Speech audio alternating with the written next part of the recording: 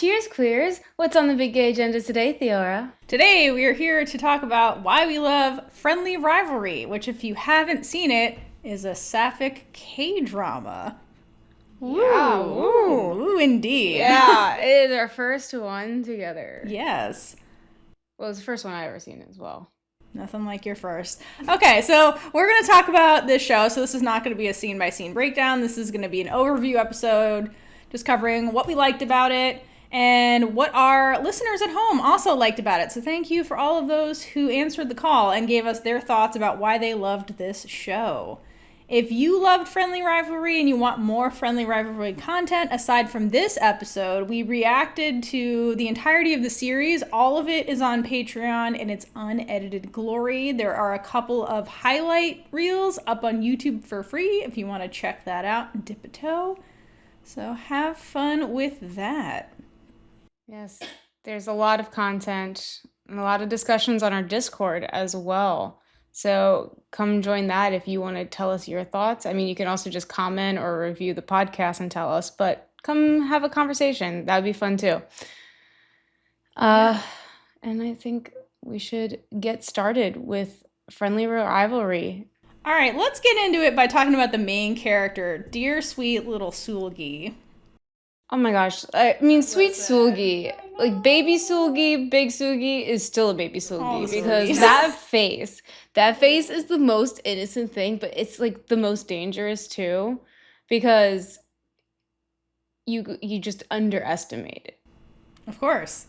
So let's start at the very beginning with this poor girl. So the very first scene, we're introduced to baby Seul-gi where she's a little kid on a field trip with all the other kids. And her first, intro to herself is really devastating, where she mentions that, even as a kid, she has no presence whatsoever. So people don't notice her because that she can slip by as unnoticed. So she almost has, an invisibility cloak she never asked for, basically. And that invisibility cloak is very heartbreaking to watch. Yeah. But, at the same time, it lets her evade good and bad reactions. So when she's invisible, nobody bullies her, but then also good things don't happen. So it's like a double-edged sword being That's very true. having zero presence essentially. And so unfortunately it's how she gets left behind on this field trip as a child and then ends up at an orphanage. Fuck the adults in this show.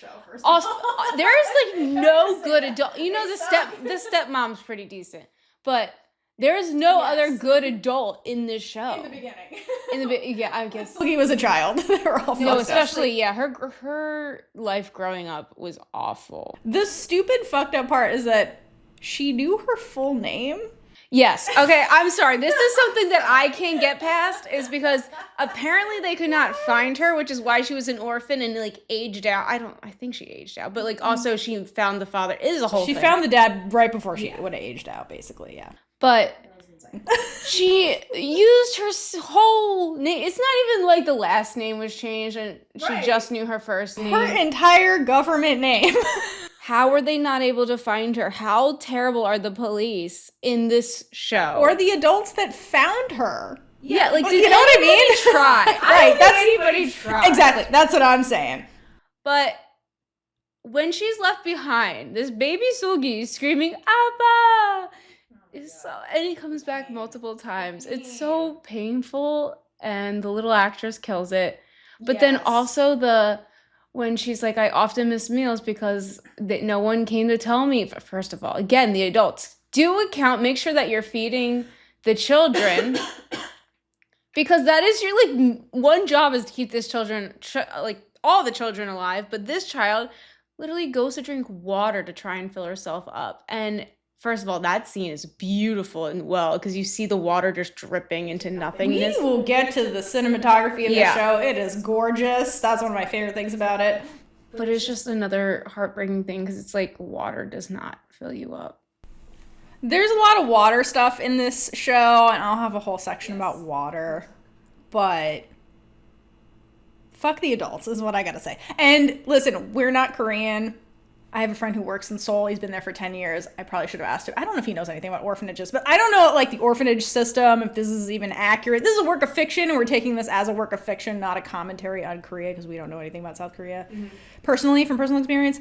But to me, this seemed like an Oliver Twist scenario where they're like, look at how bad the orphanage's conditions are. And, like, that's what breeds the friendly rivalry, if you will, between the other orphans, because like they're just trying to survive the orphanage, right? Which is a more of a life or death situation. Compare that when we go to the high and mighty high school, where everybody's just competing to be successful, and it's not like, and they view that as their form of survival, because as privileged people, like, that is their survival. It's like their rank in society, versus like Seul-gi and company are like, I'm just trying to get fed so I don't die. Like, it's, you know what I mean? That everything is a competition at all levels. And I think that's what the storytellers are trying to say with some of these scenes in the narrative.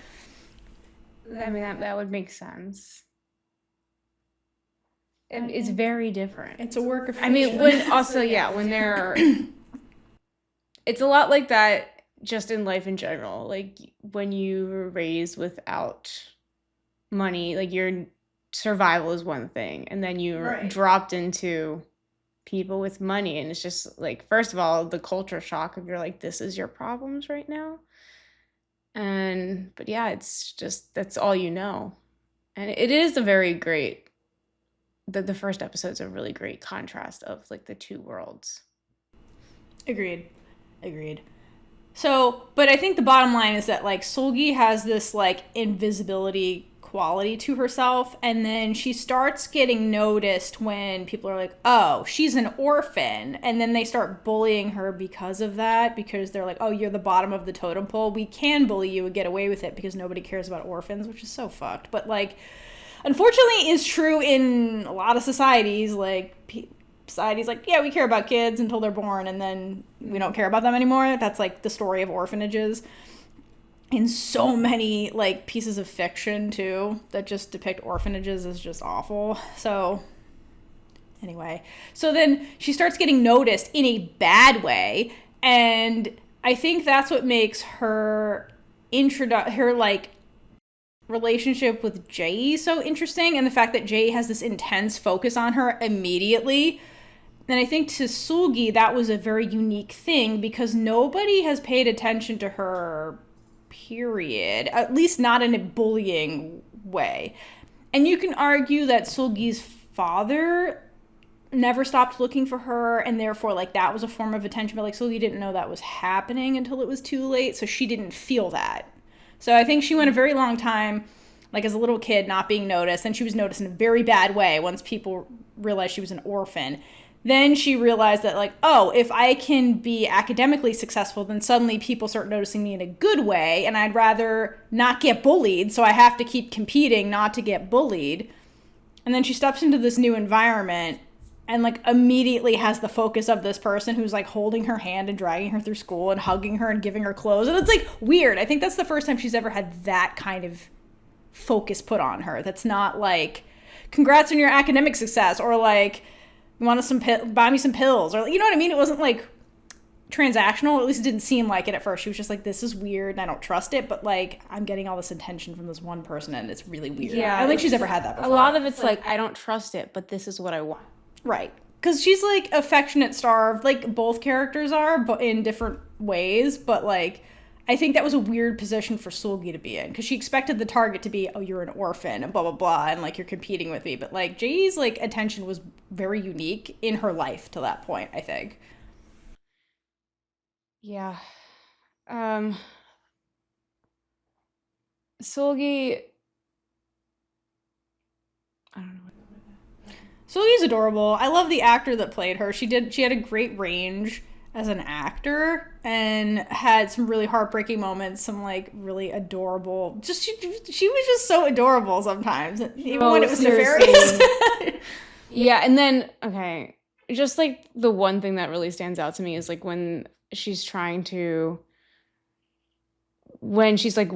technically working with Jay's dad at the end to get the test question, and she goes up to one of the test makers and hands him this document, and she looks so innocent, like the puppiness of her face. So cute. And she definitely turns, like, you see her like start to like melt into that face too, and it was adorable.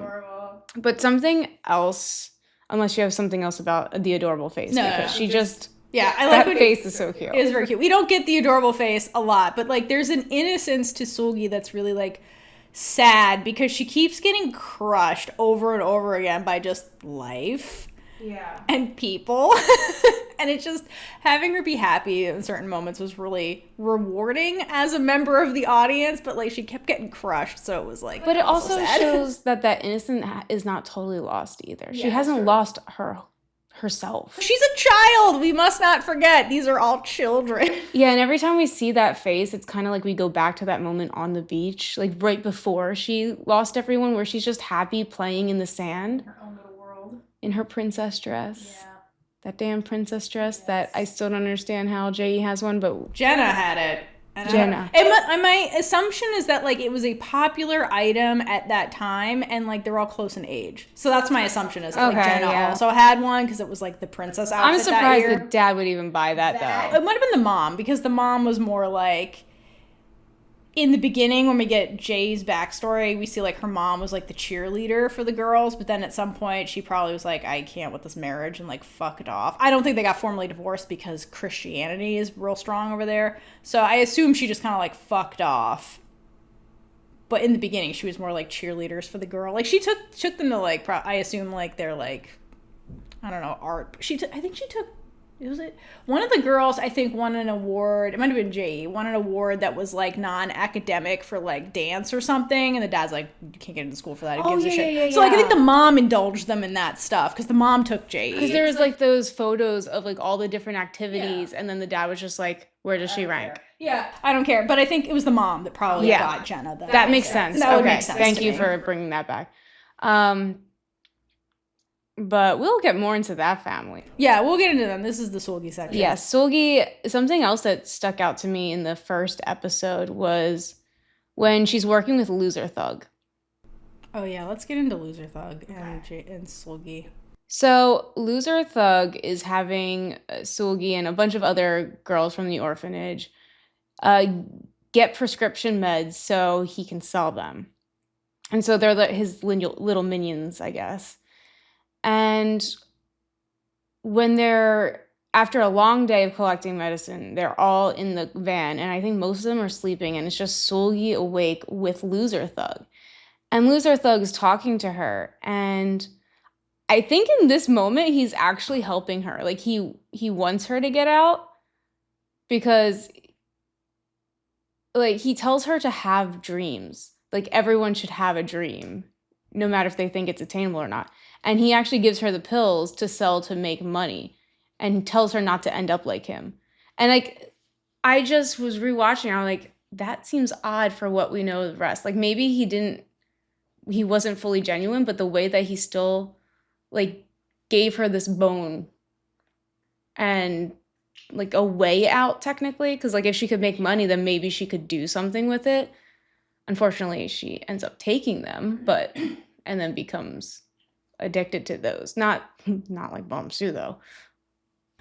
So I wonder if Loser Thug saw the potential in her, because when later on when she does go to Seoul, he follows her, and then he's like, you could be my business partner because you're actually pretty fucking smart.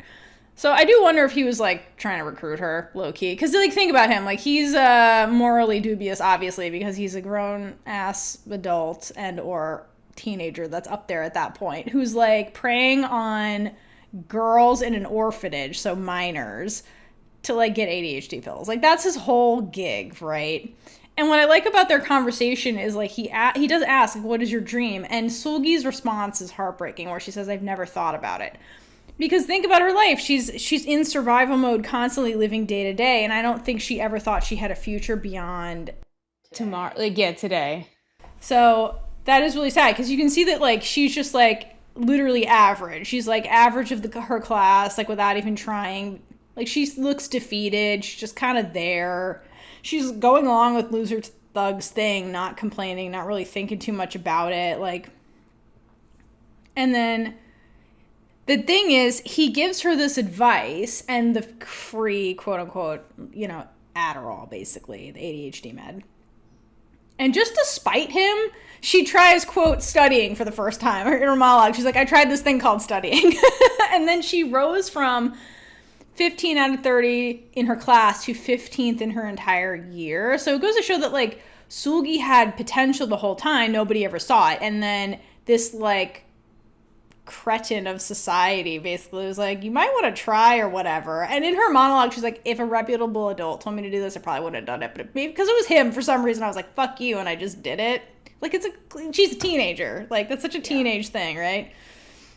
But it makes her so self-aware in that moment too. Like, she's like, I know what this is, but I'm still gonna be spiteful. Right.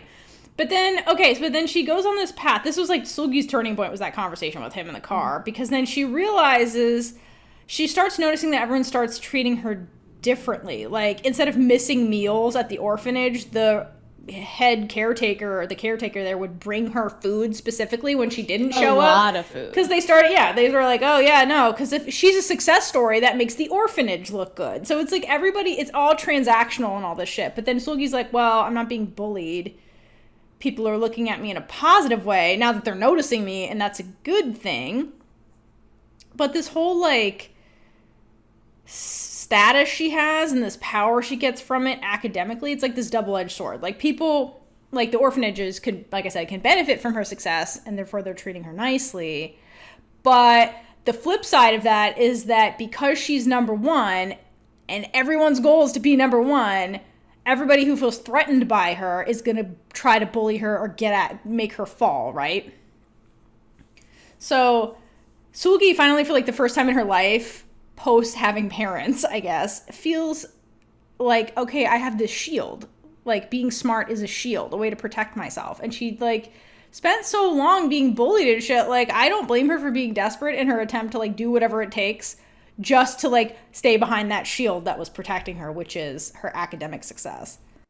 No, immediately. Once you find something that's, like, makes you feel more safe, you're going to be chasing that. And then, unfortunately, what made her safe in that one school made her unsafe once she switched, because the success is what makes you a target in the once she transferred. Yeah, exactly. And so I think because she was finally like, oh, this is working, people are looking at me differently. This is at the point where she's like 15th in her class. She's like, what happens if I'm number one? And that's when she decides to take the pills and use them herself so she could be number one. So it's kind of like that. It's like a form of greed, but also, like, I think it's a lot of self-preservation that motivated her to do that. So, like, yeah, she did a bad thing, but I understand her motivation for doing it. It was to protect herself because she literally had nobody.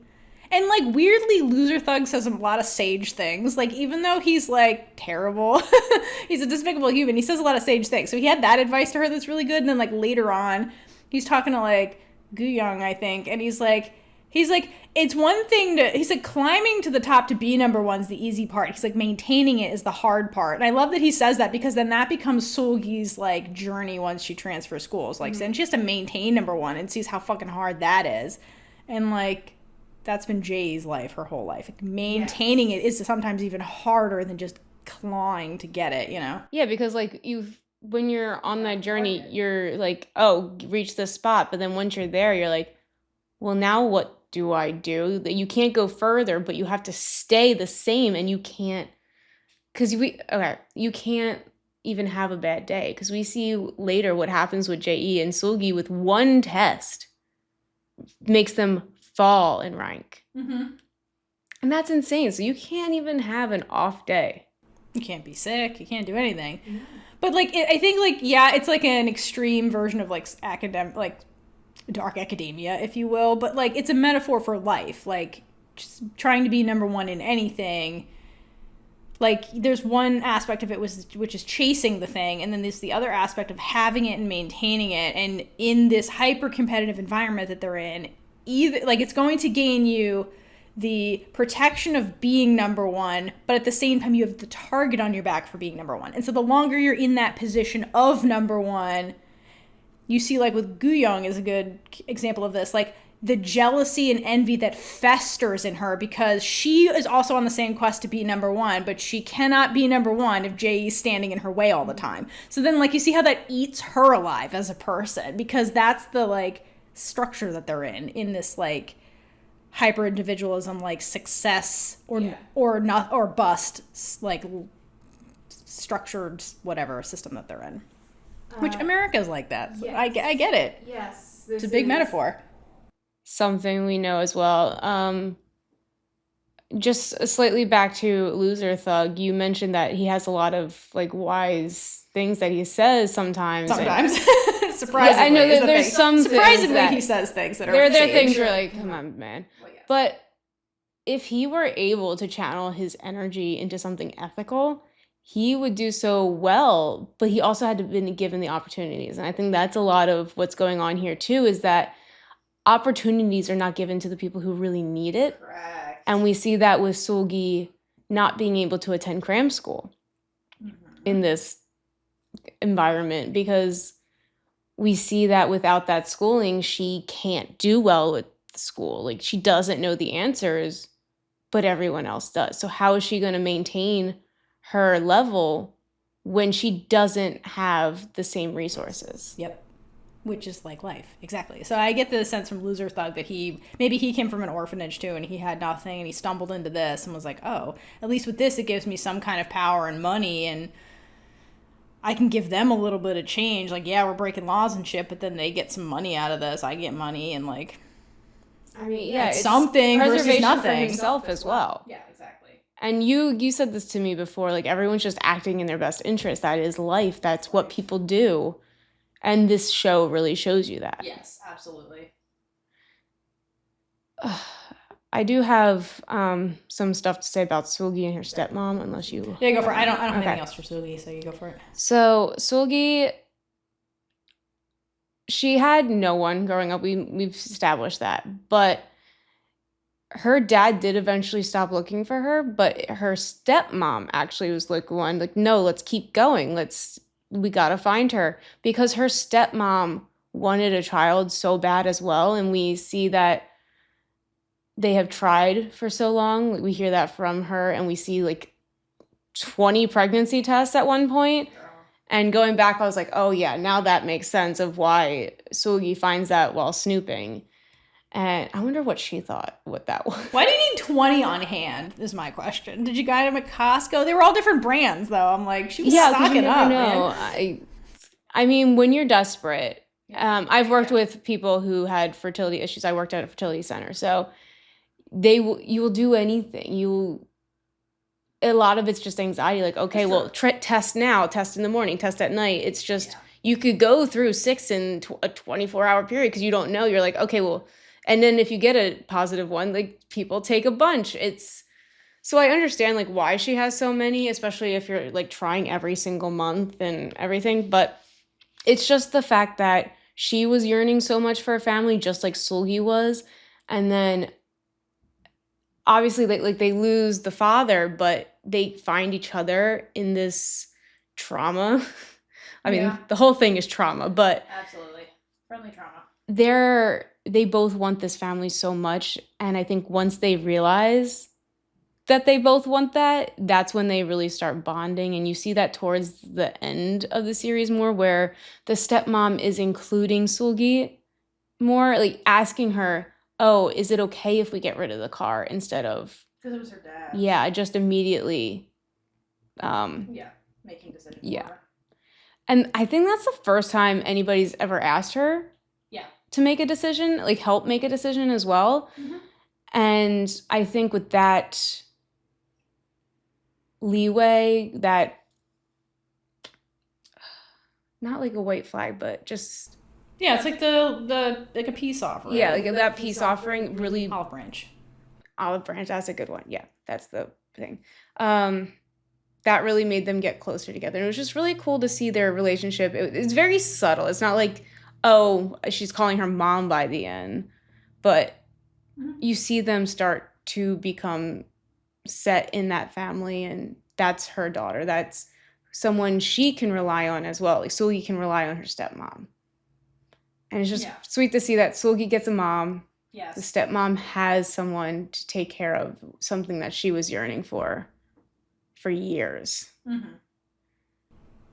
Yeah, the found family aspect with them was really cute, and I enjoyed it. And you see, like, the stigma of you're just a stepmom and blah, blah, blah. And yeah, they formed a good relationship at the end, so I'm glad they found each other, like, to your point.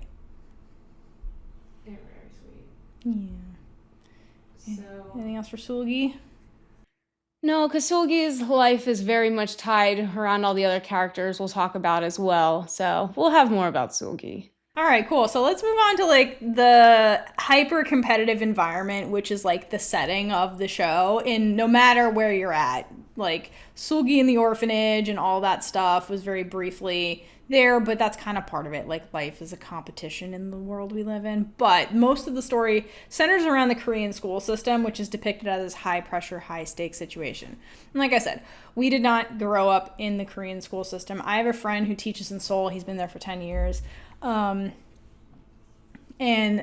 from his experience as a teacher, like it is competitive. This is fiction.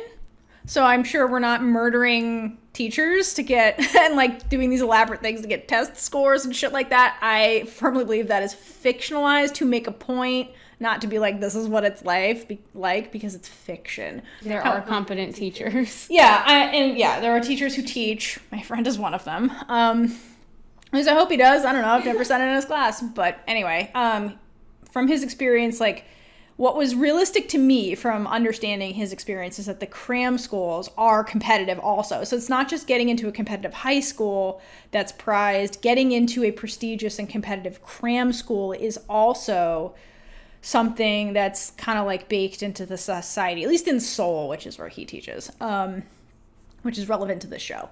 And so it does cost a lot of money. So that is a huge barrier that is very real. So being depicted by Seul-gi, who's definitely qualified and would benefit from these things. However, it's not just prestige. It's an extra barrier to like weed out the undesirables and stuff, because cram schools are a big money-making venture in the education system.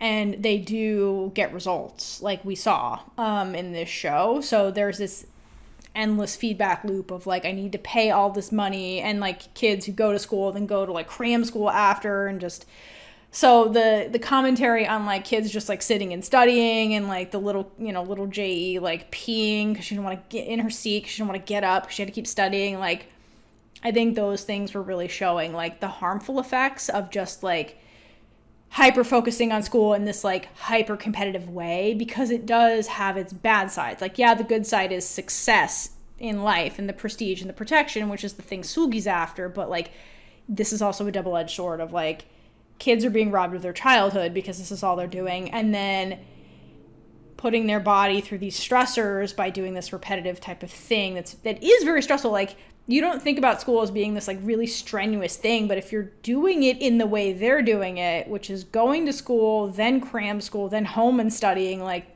that's a lot, and that's exhausting mentally, physically, like, and these are kids while they're growing. So like they're going to be burned out before they even get done school. For sure. Or they get really desperate in their attempt to like survive the hyper competitive environment, which I think is what the story is trying to tell in Friendly Rivalry.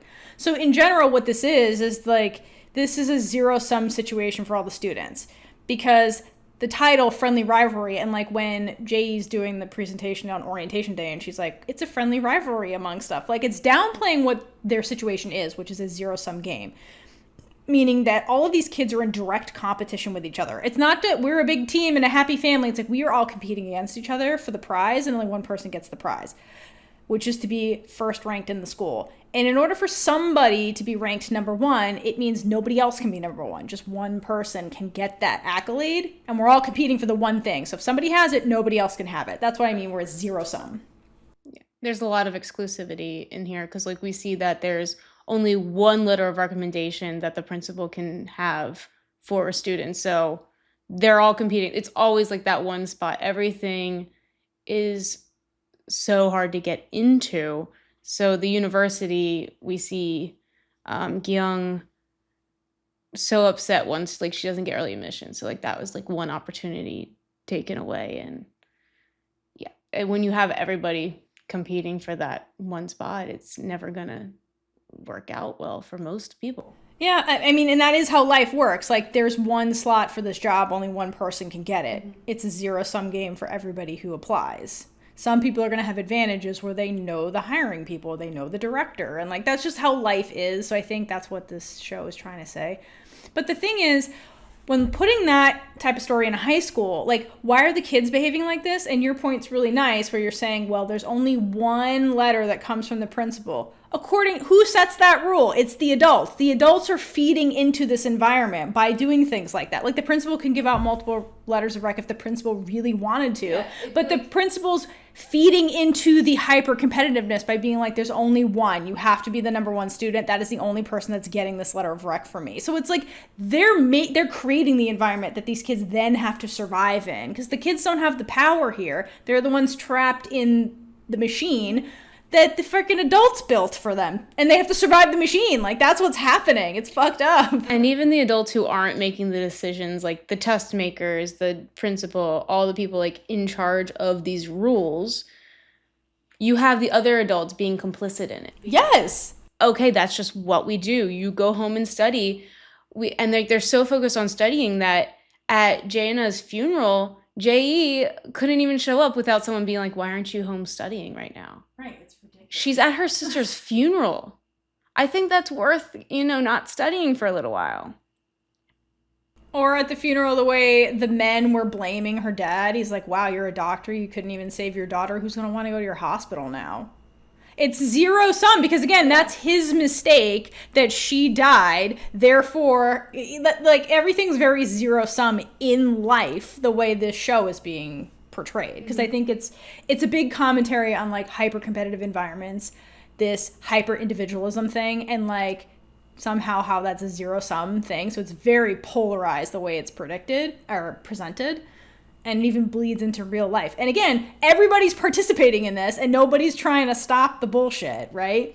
So because the kids are trapped in this in school and they're desperate to be number one, because it's be number one or you're a nobody, they resort to, quote, performance enhancing drugs, which are things like, you see Seul-gi as a kid drinking energy drinks. You see kids on Adderall. You see the wealthy ones get IV drips if you're ultra privileged. Like, if you're top 20, you get to go to the hospital for this checkup thing that I still don't understand why they have mouth guards and are put to sleep. I don't understand why they're getting endoscopies. Yeah, it was endoscopies. What the hell was that for? What was this checkup? Right. Why do we want to go?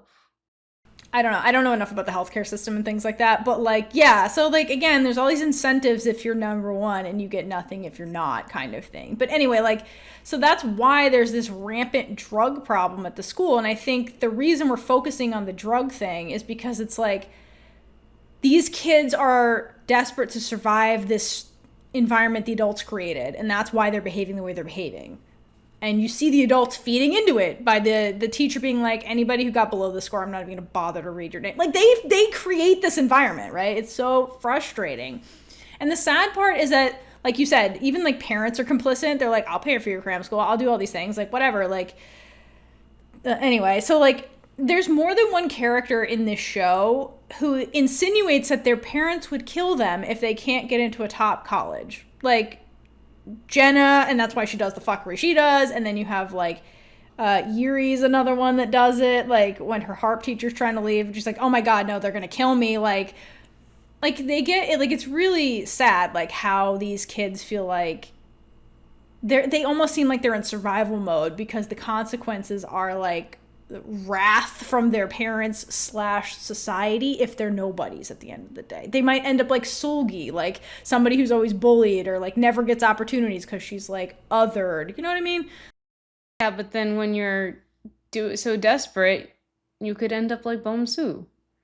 Yeah, let's get into Bum-soo. So because everybody in this school sees each other as an enemy, like, one of the things that's wild is that they have to, because again, it's all about the face of the school, right? So after Bum-soo stabs Seul-gi, like, the kids have to get interrogated by the detective, and there's one kid who's like, yeah, well, nobody likes her.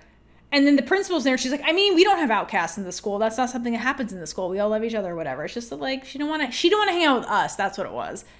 Because it looks bad on the school. It's like there's no problems with the structure we have here. There are no problems. They would rather cover up the problems and acknowledge problems exist in this hyper competitive environment that the adults have created, which is real life. Which is the fucking adults we have now, like the people I'm just, as an American, like our government is very much like that right now, where we avoid taking responsibility. Like all of our leaders do not take responsibility for problems. It's let's blame somebody else. Mm-hmm. It wasn't us. It was her. It was her choice. She did it. Like let's blame the victim and not of the system, and not like acknowledge we, the people who built it and then maintain this horrible system, have a problem in the system, right? So that's what's happening here. And so because they're creating this like environment where all the kids are friendly rivals or whatever, no one acknowledges the signs of Bum-soo's addiction. If you go and watch the show, there are so many signs from start to finish that this girl had a drug problem, and multiple kids saw it and nobody did anything about it. Yeah, and when you're first watching it, you don't realize it because you don't know that the drugs are hidden in the pads, but she's like running to get a pad, and you're like, oh shit, no, she really needs, like, she's bleeding, like has her period, she needs that pad. No, she needs that high. She needs to feel like she can get through the day. That one's wild. And then the other, when Seul-gi first meets her and she takes all the pills, and Seul-gi's like, here's some water. You just took 20 pills. Oh, yeah. And the way Bum-soo just like throws the water on the ground, she's like, how do I know you didn't poison it? I'm not paranoid. I'm not insane. And like Seul-gi's like, what the fuck? Like, this kid is clearly not okay. And she notices the track marks on her arm that like she self-harms.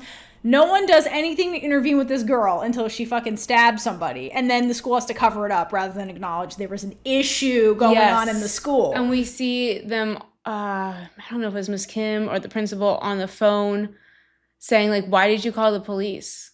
And not why did you call the principal? Someone got stabbed. Right. Mm-hmm. We have to cover it up. This is an internal affair, because if they do it internally, then it never gets out, and we never acknowledge the problem. And, like, tell me that's not the world we live in right now. That this piece of fiction wasn't being like, isn't this the adults right now who are in charge of governments and shit? America, even though this is Korean.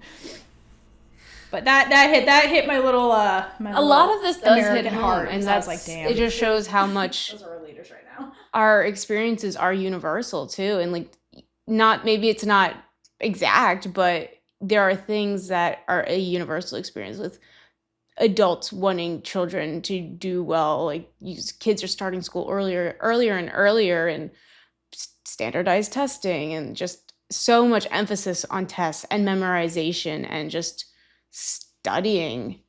I mean, it's more extreme in this case, but it is something that you can see yourself in, or your life, or something that you know.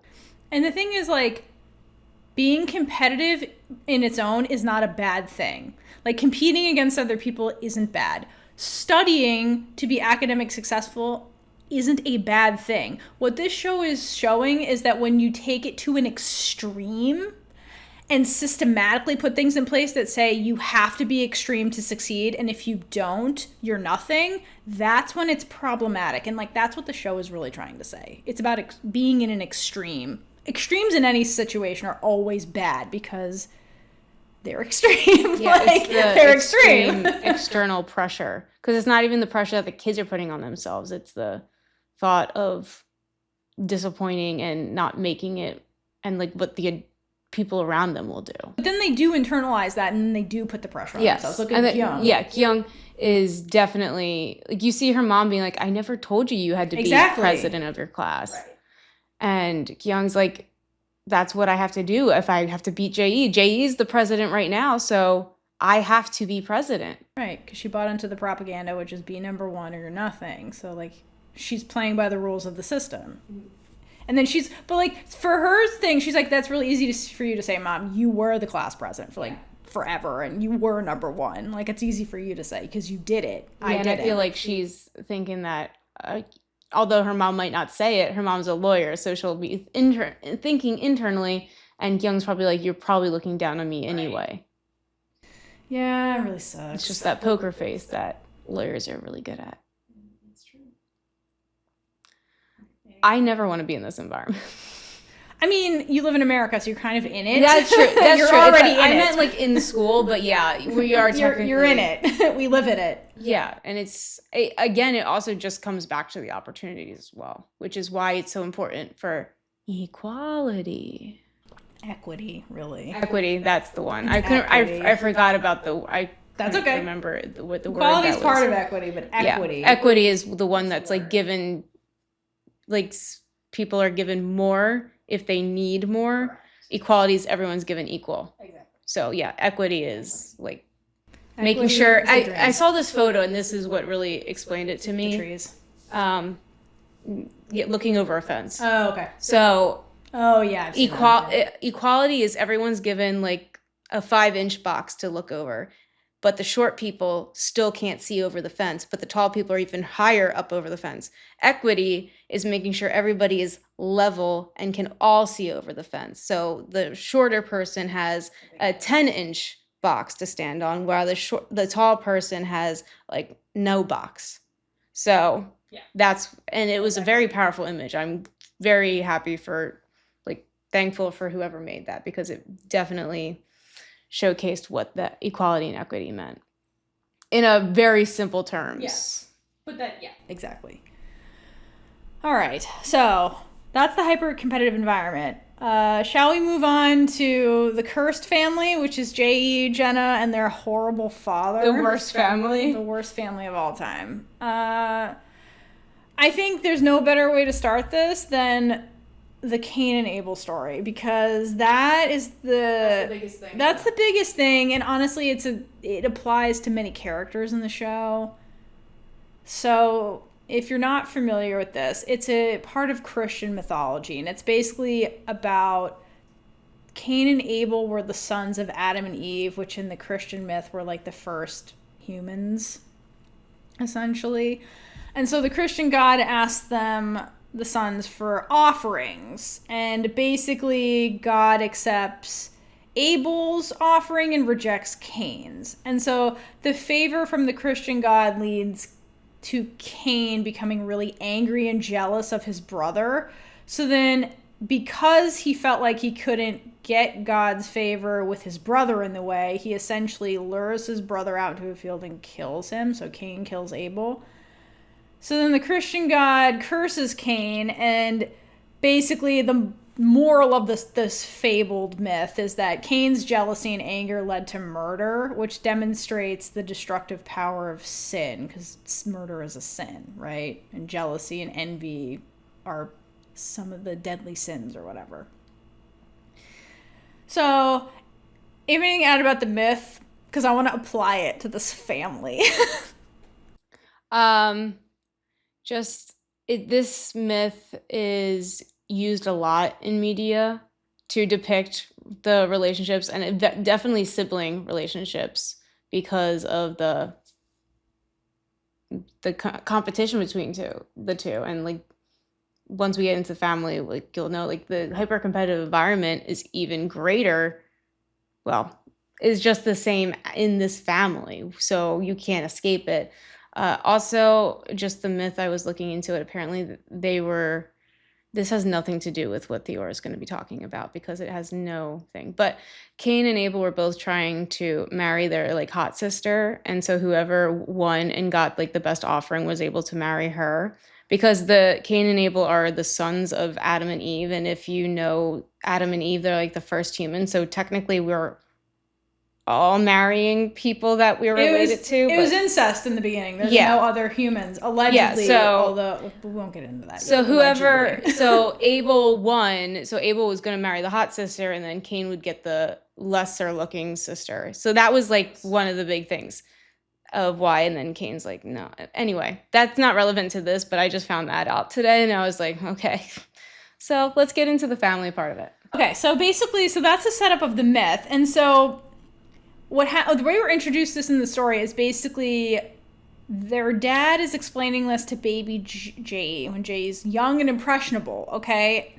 And if you think about this myth, it actually aligns perfectly with the actual family dynamic. So in this family, the dad thinks he's God. He's God in this scenario.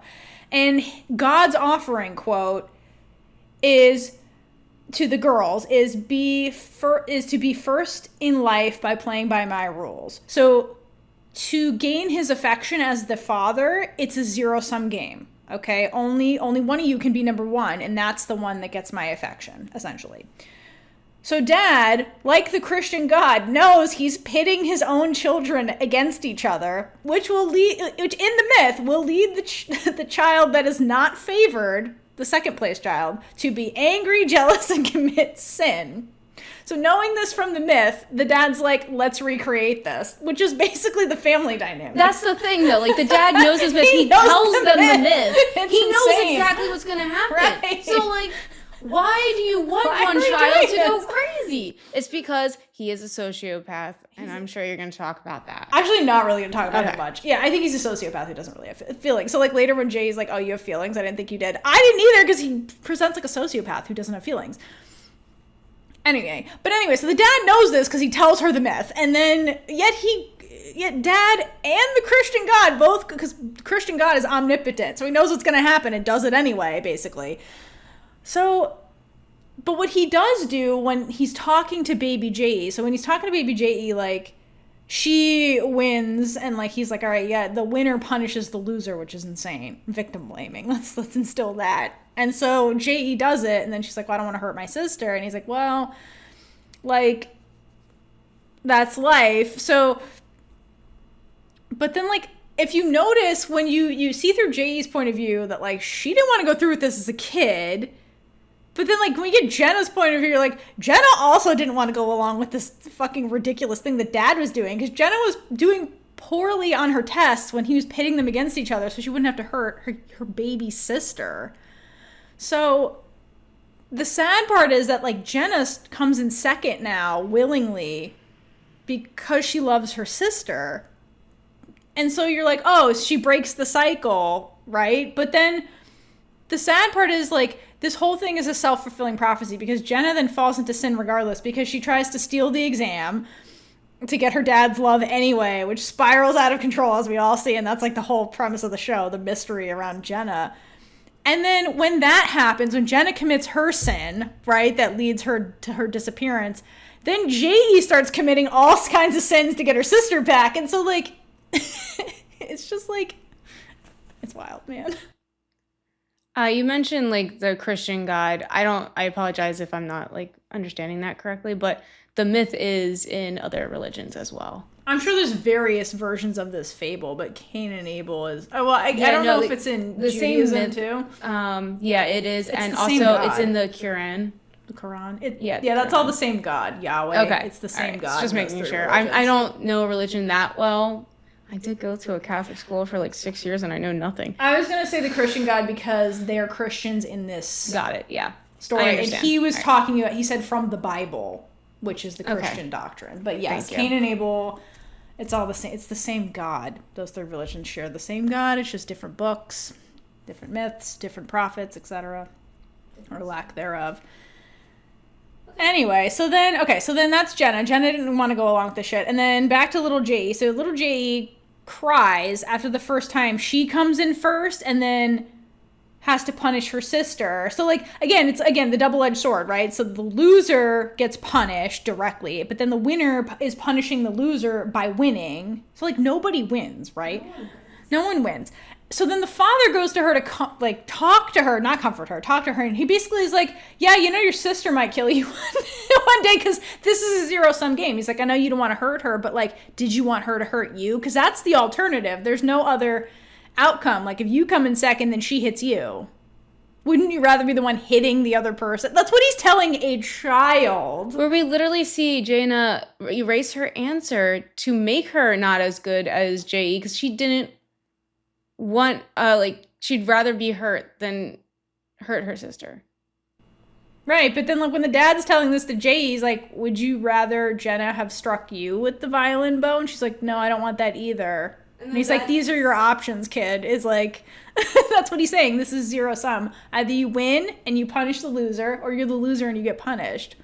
You lose either way, is the thing.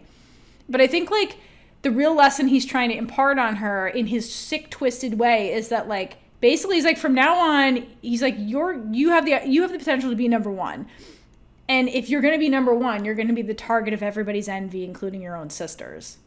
Like, that's the price of winning this, quote, competition that is life that's being portrayed by, like, academics, essentially.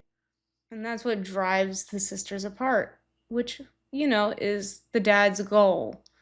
And Jaina, like, you just see the mental health issues. Just everybody has them. Well, I mean, like, hers is just exponentially growing because now she literally has no one, even at home. Nobody has anybody in that house because dad is like, your sister might kill you one day. So then little Jae-i, who's a young child, is like, oh my God. She internalizes that. And she's like, I guess I have to fight to just survive. It's not about pleasing my dad anymore. My sister might kill me one day.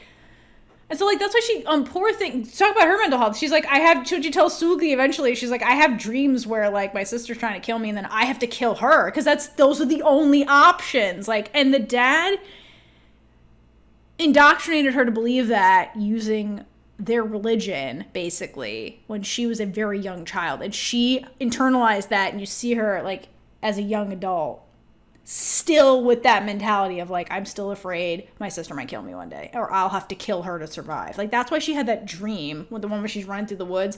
And that's why the thing she, quote, kills Jenna with is an academic trophy. Like, I think it was her dad's, because, like, he's the one that did it. But still, it's like this competitive thing that we're doing is going to get one of us killed.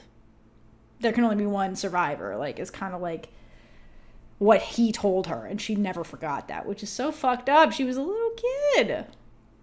And then you see, like, why Jae has so many walls built up, because she's not just survival at school. She's in survival mode at home, like, where Seul-gi, like, figured out how to, like, Seul-gi was in survival mode her whole life, and then found the being good at school, like, helped her a little bit. Jae was constantly in the same environment. She never moved around, so she is 24/7 in survival mode without any breath. Which, do you want to talk about the armor scene? Yeah, we'll talk about the armor scene, but something else I want to talk about is, like, along that train of thought, is that if you think about the two of them, again, you have Seul-gi. If you think about the competition and the being number one thing, Seul-gi's on the quest to become number one. That's her journey. Whereas Jae is number one, and through the majority of, like, the story, like, she does go on a quest to beat her sister and eventually does and becomes number one. But for the majority, she is number one and she has to maintain it. And so it goes to show you that, like, she's in survival mode for maintaining being the top student versus Seul-gi, who has to fight to be top student. And showcasing, like, how hard staying there is with her. It's not as easy as everybody thinks it is. Like, everybody else, the outsiders, just are envious that she has the thing, but nobody can see her point of view, which is, like, maintaining this thing that everybody else wants, that gives her praise and also puts a target on her back. And that's the commentary on idolizing people, thinking they have it all, when really they're unhappy. Their life is miserable. It can be. And we're not saying, like, everybody is, but, like, you don't know what they're going the through. Full story. Right, exactly. Because you can't. And, like, what she presents to the world, because, she's on camera a lot, and she's like, yeah, I knew I would get all A's if I, like, put the right answers and stuff like that. Social media is not real, by the way. Social media is not real. Exactly. That's the thing. Online presence is not real. It's not real. Like, what people present is not real. You're never going to get the full of somebody. I mean, Yer-i is the other character that shows you that. They very explicitly have an episode where they're like, everything this girl puts on Instagram is fake. And she did it on purpose, so you'd think this. So yeah, exactly. It's just, and that's another form of survival, right? Is the way you present. And that's why the school overreacts to the stabbing. And, like, it's all about, like, this self-preservation thing. But anyway, let's go back to Jae-i and the emotional wall. So something I like about the show in general is they do a lot of show don't tell stuff where they will depict things artistically to be like, here's the metaphor of what we're trying to say. And one of them is the armor. So there's a couple scenes where you're getting Jae's backstory, and she's, like, in the suit of actual armor, basically.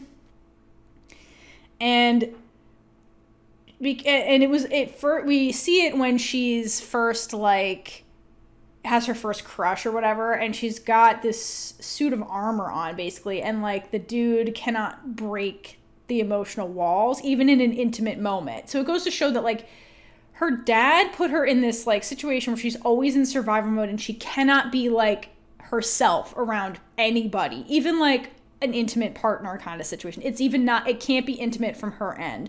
And then we have the scene where she's like dancing in the club where she's singing and shit, and she's still got the emotional armor on. So it's like even when she's trying to like let loose, she can never fully be herself. And so I think in the story, the significance of like her meeting Seul-gi is that Seul-gi's probably the first person who actually gets through the armor, where she like lets her armor down willingly, which makes their relationship from Jae-i's perspective also unique. So that's what I like about their relationship in particular. We'll talk more about them later, but like they have a unique relationship in each other's lives. And like for Jae-i, it's the putting down her armor that she's always wearing since she was a tiny child because of this crap her dad did with her and her sister, basically. Yeah, the show does the subtlety things very. It's so good. I mean, we have a whole section to talk about the production itself because it's just amazing. Every little thing is so well done.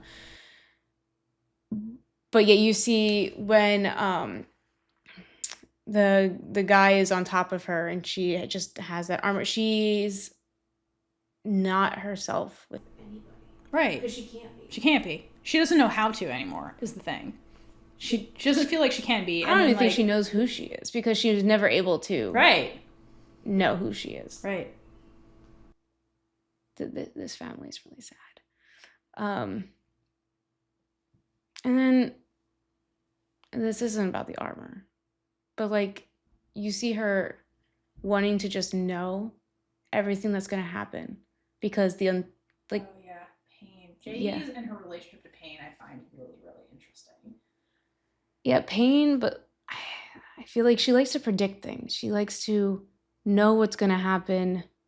So we see her get the blood transfusion. Yeah. This is the needle scene. So she's at the hospital getting, I don't understand what the fuck they're doing, but they're taking blood work from her. I think they're doing blood work. And basically the nurse is in there and Jae-i looks and has to watch when the needle gets inserted. And the nurse is like, this is fucking creepy. Everybody else looks away. Why do you gotta look at me while I'm doing my job? She's like, you're making me nervous. Weird. I don't like this. Why are you like this? And basically Jae-i says that she needs to know when the pain's gonna happen so she can be prepared for the pain. And then the nurse replies, does being prepared do anything? Pain is pain. Like, you're gonna be in pain either way. Does knowing you're gonna be in pain actually help? You're going to be in pain. And honestly, like, that's true. What the nurse said is true. Like, either way it's going to hurt. Why does being prepared help, like, make a difference? But to me, I thought that scene up front in the show was a really good insight into how Jae-i operates, which is she makes peace with her losses before they can harm her. And I think that's part of how she builds her emotional armor. So emotional armor doesn't just exist. It's something that like somebody crafts either consciously or subconsciously. And I think that's an aspect of her emotional armor is like being prepared for the pain so her armor can hold. Whereas if she's taken off guard, then it crumbles. So like there's a scene where basically they find out Jen is dead for the first time or whatever, and then she goes into the morgue and she's with Seul-gi and she sees the body and she almost falls. Like she almost collapses and Seul-gi has to catch her because she didn't prepare herself for that. And you see the way like she's not as strong, I think, as she has to present herself as. Like she is somebody capable of being like taken out emotionally. And so that's the way she maintains her like facade of being unbreakable, but really she is breakable. And Seul-gi sees that. I think she even says something like, I never expected it to be this early, or something like that. Like now. Right, because she wasn't prepared for that moment. Especially with her being in survival mode constantly, it is that she can't fall apart either. So if she's prepared for it, then she's able to keep up that facade. Like the armor won't crack.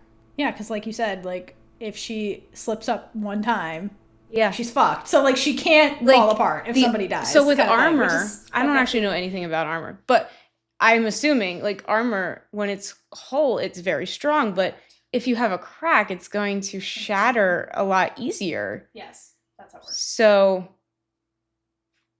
you have to predict what your opponent's going to do so you do not get hit. And we do see that with her. Also, the other thing is she has to have no weaknesses. And so the problem is the kink in the armor is Seul-gi over time, and the dad figures that out. And that's how he uses Seul-gi to, like, hurt her, basically, when she steps out of line. Because you have nothing on her. If she distances herself from everybody and keeps everybody at arm's length, then there is no weakness. There's nothing that can be used against her to harm her. And then Seul-gi comes in, and I don't think she was really expecting to be close with anybody, and then this person shows up, and then the dad figures this out, and he's like, oh, that's your weakness, got it. Well, Jen is also the weakness, and so once they were apart, there's that. The dad is also very good at predicting things, right, and knowing where things is going to go, but he raised her. That's why she's like this. We do get a scene where he slips up, and that scene is when they're in the car, when Jae-i is in the car with him, and they're talking about how Gyung changed her trajectory for college, and he goes, a patent lawyer would be good for her. And Jae-i goes, how did you know she wanted to be a patent lawyer? That just happened. And we later learn that he can see and hear into the study room, but it's just showing that there are times where he is still smarter, but... Well, he's also arrogant. Yeah. It's like, she's not going to figure it out. There's also that. Also, that was literally for us to be like, oh, he's spying. But yes, he's arrogant. But it also, like, shows that he knows about her and Seul-gi. He was doing a thing, though, and then we cut to it a little bit. Like, he was tapping his finger, and we don't see him do that ever, and I think he was nervous in that moment that she would figure it out, because he did raise her, and he raised her to be smart and figure things out like this. So it's just kind of like a nervous tick that I think he did, but he was always one step ahead the rest of the time. So because I was looking for that again, and I never really saw him tap his finger on something again. So yeah, no, that's good. And he never let that guard down again, because he was always one step ahead with their plans too. Mm-hmm. I'll get into this when we get into like the Seul-gi Gia section, which is next. But another thing this show talks about is like, can you have an equal? Because like, if the whole structure of this show is about you're either first or you're nothing, can the concept of equals exist? So like, the dad is somebody who thinks he's chosen by God to be a doctor, basically. He's like God-given talented or like whatever. And so then he has this daughter, and there's one scene where he's in the operating room, and we get his backstory, which I didn't ask for, but here we got it. And then he's like, he still like can't fully understand the people, this and that, but then he might have met his match, because then they cut to Jae-i, who's like, he sees her as his equal in a way. Mm-hmm. So it's not surprising that she has similar thought patterns and then like can outsmart him, or at least get on his level, because like she's presented as his equal in a way. Yes, but he also always knocks her down a peg, so she can never be that equal. He's always still trying to be number one, because... Well, yeah, for sure. But like, they do make the point to be like, she's his equal in a way, like, and he kind of sees that. But then, the competitiveness wins out at the end of the day, not the let's share the limelight. It's we're still competing kind of thing. Okay, so let's go back to Jae-i and pain. So then we get scenes where she like talks about how she like thinks about her dog dying because she's gonna be real, which is relatable, girl. That is that's relatable. That, like, yep, I do that once a week at least.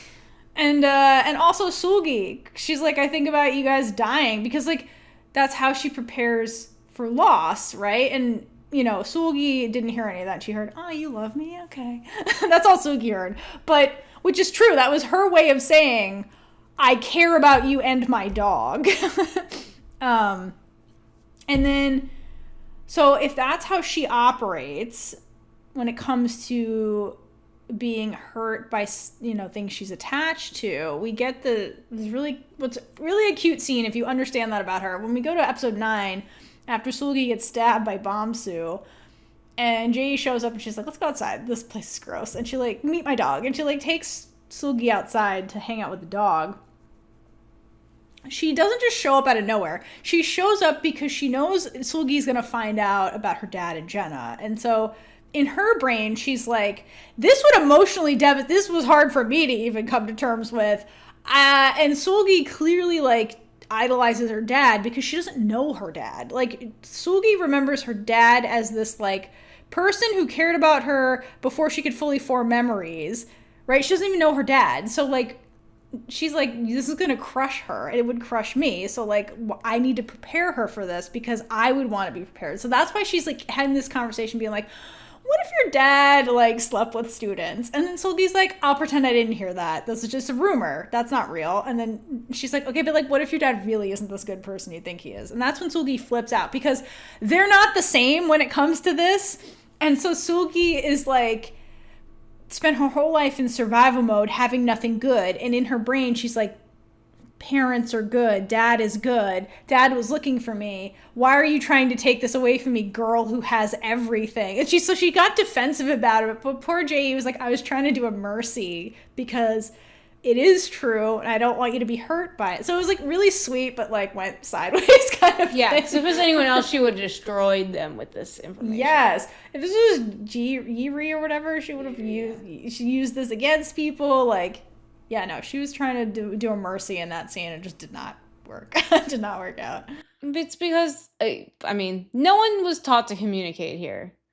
And she's just learning. She's learning so much emotional lessons with Seul-gi since she never learned them growing up, and like trying to learn to be an actual person who has relationships with other people. Yes.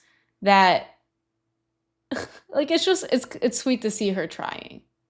Yeah, she was trying to do something actually kind. It just did not work out. And then there's this other moment that struck me as interesting. So in episode 10, when like she confronts Jenna when they're in the alley and the dog's there, and then Jenna like tases her. She's just walking the dog. She's like, danger. She picks up the dog, runs, and then gets tased. And that's when Jenna steals the phone. I think Jenna's wearing flip-flops or something. And then she like wakes up and like sees Jenna's foot. And this is like coming off the cusp of like her dad sewing up Seul-gi's arm also from Bum-soo. And she says, the first thing she says when she wakes up is, why does everyone have a scar? And so I interpreted this as like, because I think in her brain is Seul-gi's arm who's going to have a scar. And the dad's like, don't worry, I'll be great. So the scar won't be too bad. So like Seul-gi's going to have a scar from all this bullshit. And then like her sister has the scar on her foot from when the dad's trophy fell on it when they were younger. I believe it's the same one that she kills her with in the dream. It is. So I think what this line really means is, why do the people I care about keep getting hurt? And like specifically, why do they keep getting hurt by my dad? Like, so I thought that was interesting. I think that's another way of her being like talking about people she cares about without like wording it as such. And the other thing I found interesting about this is that the people she cares about have physical scars of their trauma, whereas Jae, as far as we know, doesn't have any physical scars. I think hers are all internal, where nobody can see them, like the scars that she carries kind of thing. Which can be a lot sadder, because if you see Seul-gi's scars she's going to have, you can ask her, you see right away, oh, this girl's been through some stuff, I should probably be nicer to her if you're a normal person with empathy. But like with Jae, you can look at her and be like, oh, she's perfect, there's nothing wrong with her, she's flawless, and miss all the internal stuff that like is going on with her, basically. No, she's just successful. She's number one. I want to be her. But she's like unblemished is what I'm saying too. Like there's nothing to see when it comes to like her pain and the stuff that she carries kind of thing. Yeah, that's kind of like commentary for mental health in general too, because it's not seen as a disability. You can't see those scars, they're internal. That's the thing. So they're not taken seriously either. Right. Anything else about Jae? I have something about Jaina and the dad. Oh, go for it. Okay. So there was something I noticed, and this is, so Jaina was trying to steal the test before to get the answers. Yes. And she gets caught by Seul-gi's dad. And that whole thing happens, and she sleeps with him, and then she starts coming around, and she actually runs into the stepmother. Yes.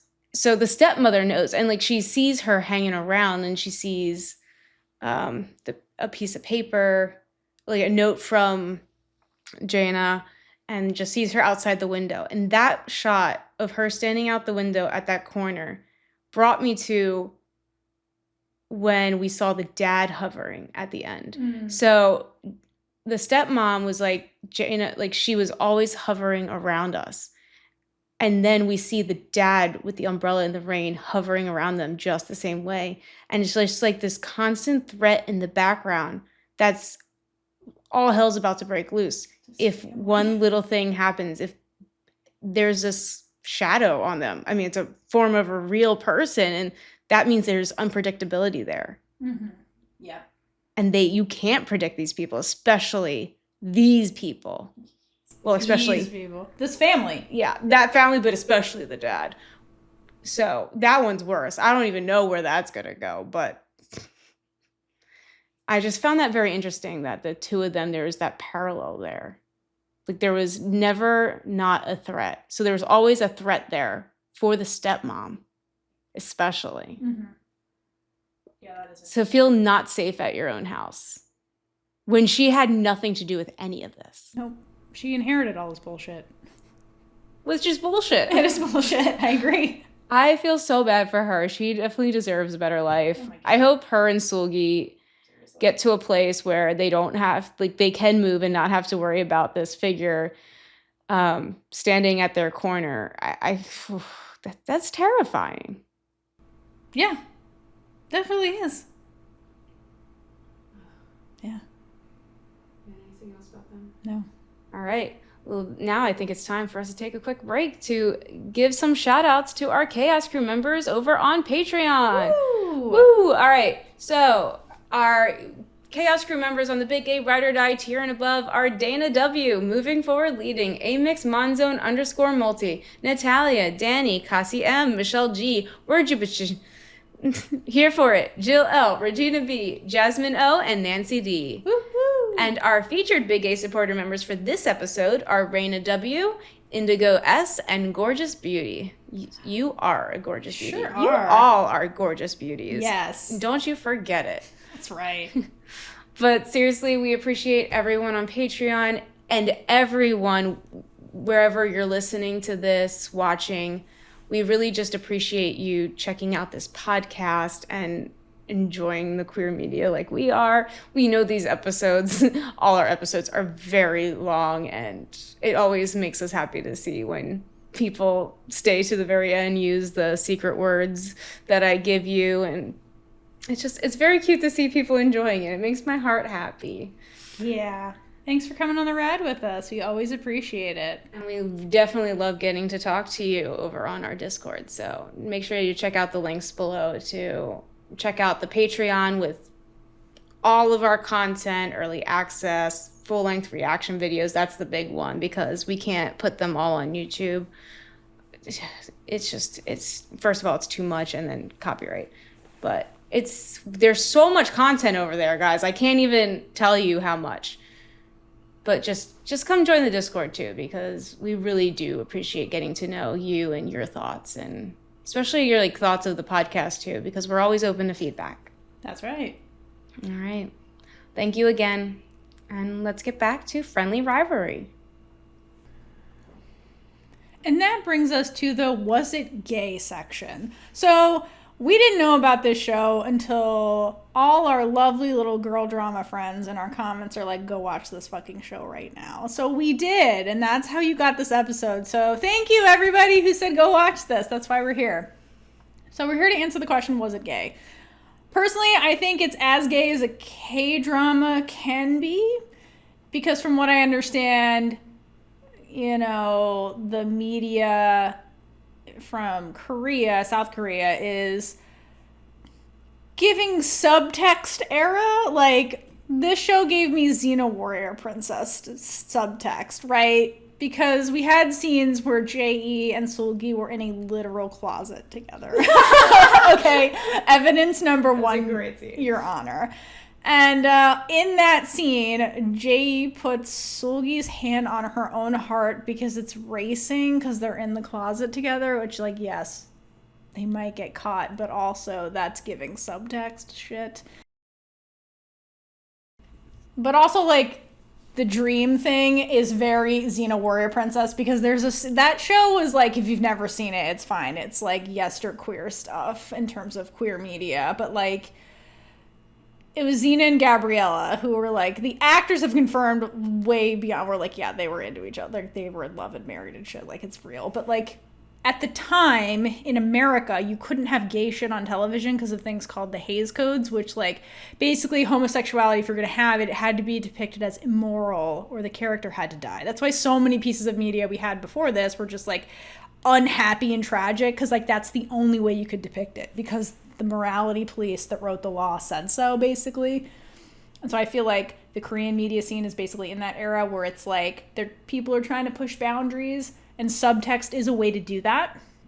Like, yes, there's an actual kiss that happens in the show. However, was it a dream? Was it real? It's very Xena Warrior Princess, because literally the same thing happened where, like, spoiler, if you're not going to watch all 700 episodes of that show, back when we had many seasons of, like, 20 plus episodes, those were the days, huh?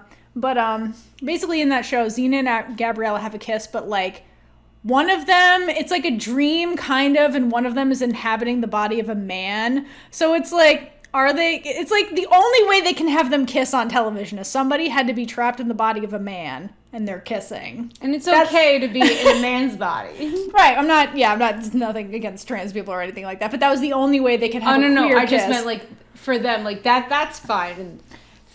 Well, that's what I'm saying. But then, like, here, like, if you're in a media environment where, like, you really, like, it's a big no-no to have queer shit, you can push the boundaries if you're like, well, it was a dream. Did it happen? It didn't really happen because it was a dream, kind of thing. And, like, if you notice a lot of their interactions, it's, like, gay staring and, like, they hold hands, but are they holding hands because they're leading each other? Because it's romantic. And, like, that's what I'm saying. I feel like I'm getting that vibe that it's very, like, subtext is how they got this on the air, basically, is my take. Versus Thailand. In Thailand, oh my they God, would have been married in the first episode.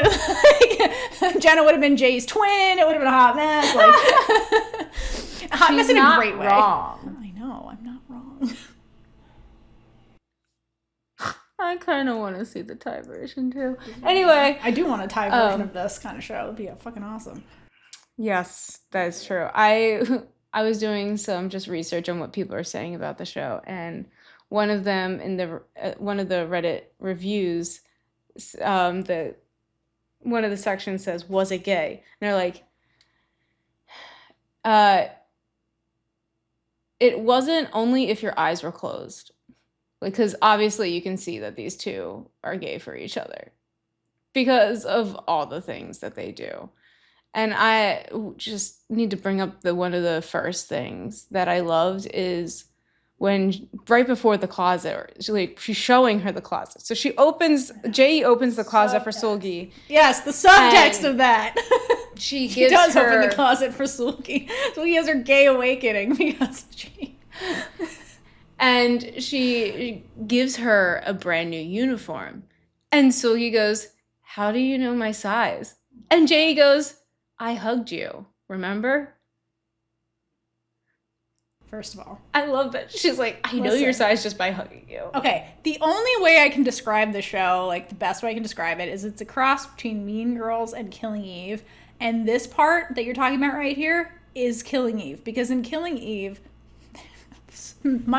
spoiler if you've never seen it. If you've never seen it, at least watch the first 3 seasons. The first 2, really, because it's so good. If you like this show and you liked the, like, thriller aspect of the show and the will they won't they and just the tension, you will love at least the first 2 seasons of Killing Eve. It goes off the rails after that, but it's very much like this. And there is a scene where Villanelle sends Eve clothing and it's skin tight, okay? And, like, they've never interacted other than Villanelle has seen her. And so it was a way for her to say, like, I see you, I see what you can become, because the clothing, like, oh my god, that scene, oh my god, when I say the tension on that show is so good, that when they're not even in the room together, it's insane. Their chemistry is wild. But like, and like Eve is seeing herself in this dress that she would have never bought for herself, but it's like the other person's way of saying like, this is how I see you, and like I see you, and it was like skin tight, this thing, so like got the measurements down and everything. So this just reminded me of that, because like Jae-i is very much like Villanelle, where you're like, is she bad, is she good, she's way too smart, like she knows everything, she's kind of an assassin and like this and that, and like Seul-gi's kind of like Eve, but not really, she's way smarter, less horrible. Eve was also the villain of that story, let's be honest. But that reminded me of that scene where she's like, yeah, I clocked all your measurements and I see what you can become, and I see your potential, which is part of their story, where Jay's like, I see your potential too, in a good way.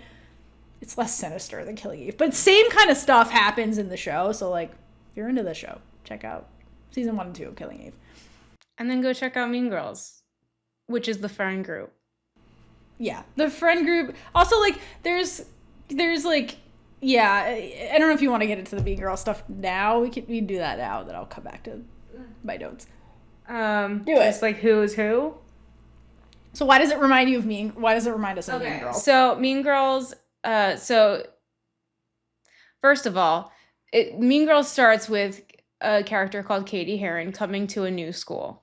So this is obviously Seul-gi. Yes. And while at the school, there is this group that's called... And it's high school, too. Yes, so a high school. The high school part of it. And there's this group of popular girls called the Plastics.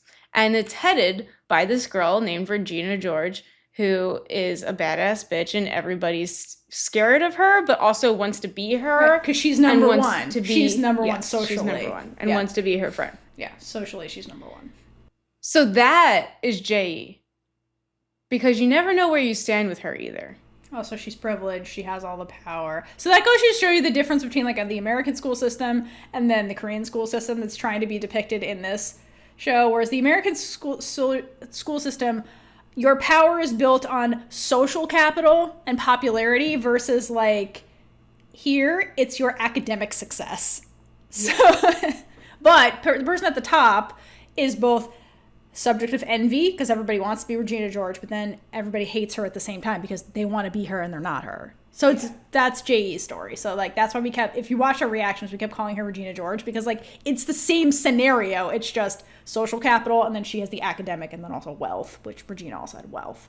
Yes. And then there's two, not really minion, but like other people in the group who follow Regina, and one of them is Gretchen, and Gretchen is really is brutally like just put down by Regina, but is always like wanting her approval, kind of just it wants to be her, but is never good enough to be her. And so who does this remind you of?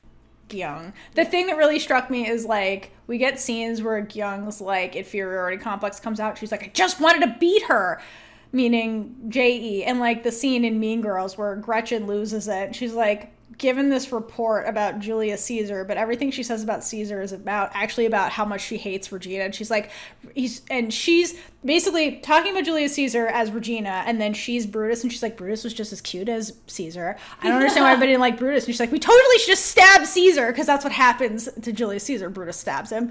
And so like, that's very much Gyung, where he's like, I just want to take down Jae-i. Like, I'm like, it's the same energy of those two. It's the references are like uncanny. Yes, like it's very much like the same archetypes going into these characters. And then you have the last character, Karen. And Karen is an airhead. The best line is at the end with when she's standing, and this has nothing to do, but I just need to tell you. I love this line. She's doing a weather report in the rain, and it's just raining on her, and she goes, there's 60% chance that it's already raining. I love that line.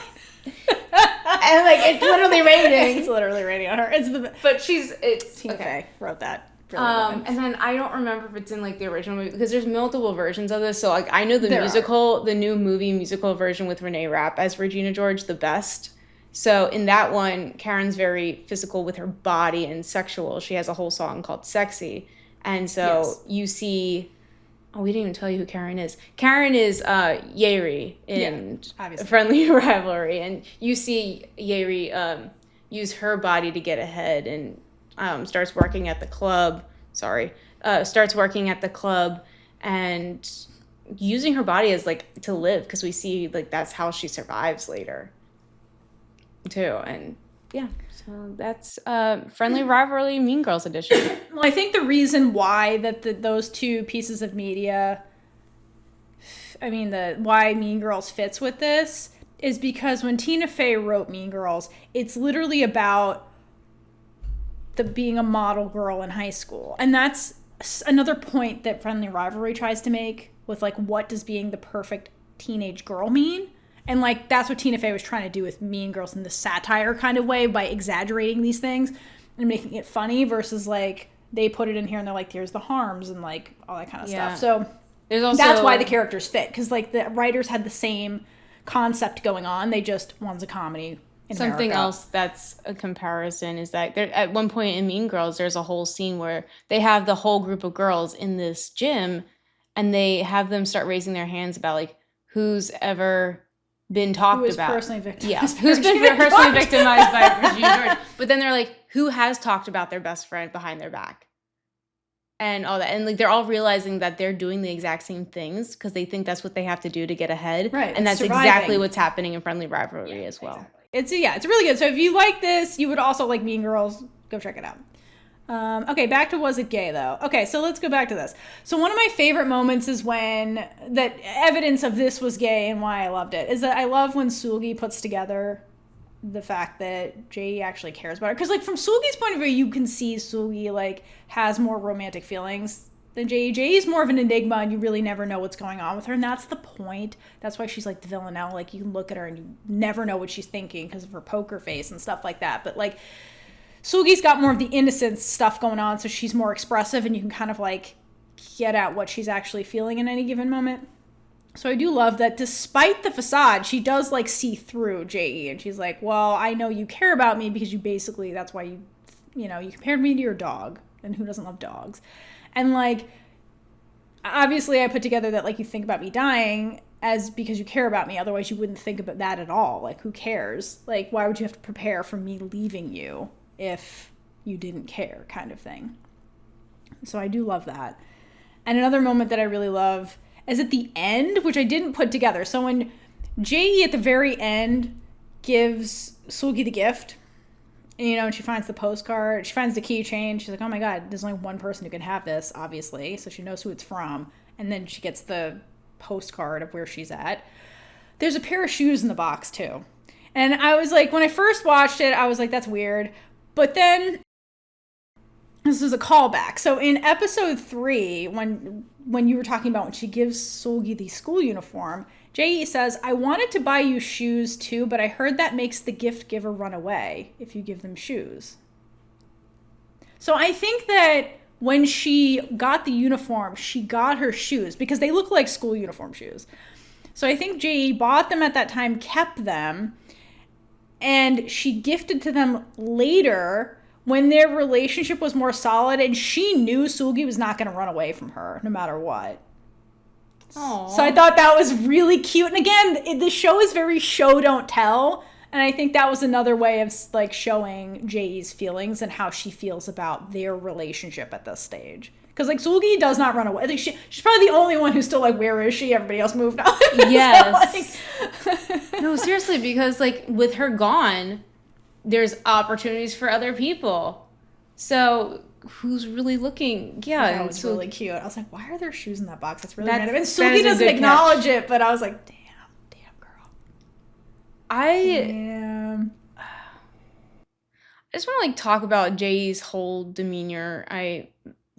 Because you see her in the beginning, definitely she's more intrigued by Seul-gi, so you see her hold her hand more.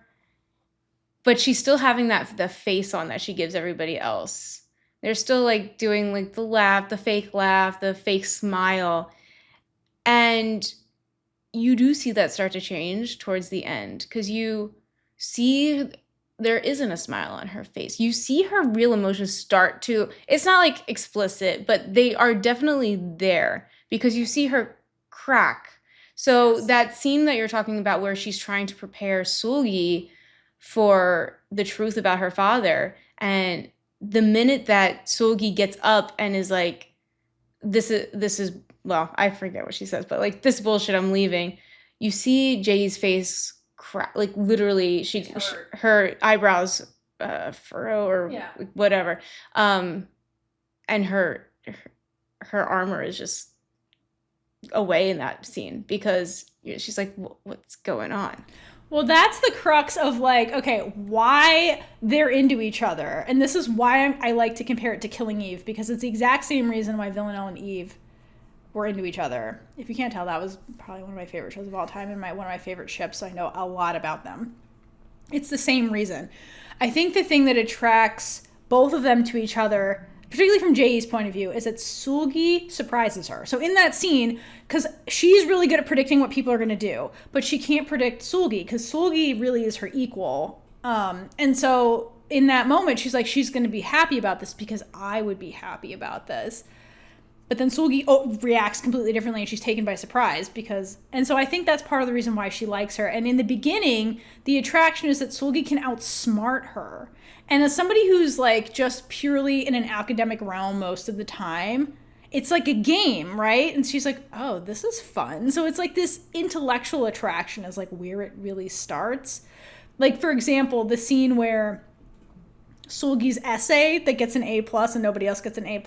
The fact that Seul-gi outsmarts Jae-i in that whole scenario, and she's like, well, why wouldn't anybody else I gave it to everybody. I think that she was like, damn, girl. I think she was into that because like, she's like, I didn't even think you would do that. Like, there's someone like, smarter than her too in an aspect. Right. It's like they're playing chess with each other and she's like, you beat me. Nobody ever beats me. That's the thing. It's like, that's fun. Because then it gets, I imagine for Jae-i, like it's boring when everybody's predictable for her. She's like, when you're on top for so long and nobody comes close to you, like that's gotta be boring for her. So then here comes this other person who's like mentally engaging for her. So I think that's like the start of the relationship. And then it becomes more of a like, they get to know each other as people beyond the like cat and mouse kind of game that they're playing with each other. That's kind of intellectually fun.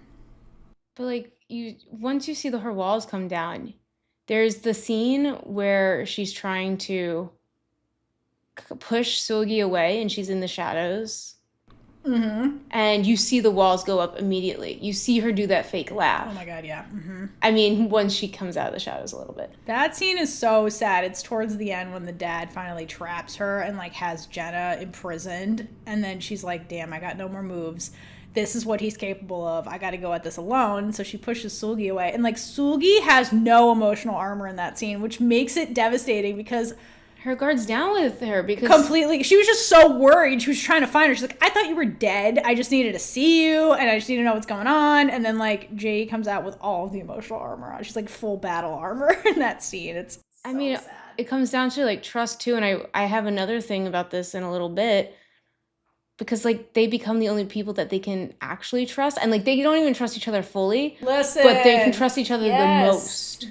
That's the Villanelle and Eve dynamic. It's the I don't trust you, but I trust you more than anyone thing. Like, that was the other thing they had. They had this, like, instinctual trust between each other, but, like, also I can't trust you. And that's, like, the beautiful paradox and what makes these kinds of relationships really fun to watch. Some people will watch this and be like, it's toxic. And it's like, yeah, I guess you can say that. But also, like, it's just really complex. And it's, like, there is an element of trust they have where they don't trust anybody else. And they do, like, know each other really well. We'll like get into these scenes where like Seul-gi be like, fuck you, and then like, I don't need your help, and then like 5 minutes later Jae will show up. Like the locker scene where she's like, I can't trust you at all, fuck you. And then like she gets like rerouted to get the cell phone, but it's the drugs. And then Jae shows up and it's just like, we gotta run. And Seul-gi just runs with her. She doesn't ask any questions. She's like, okay, I trust you. And then they get on the bus together. And like after they just have this huge fight where Seul-gi's like, I can't trust you, in desperate moments, she knows she can trust her. Like, it's that, like, instinctual thing where she's like, I can trust you, but I can't trust you. And it's just it's like, ugh, at the end of the day,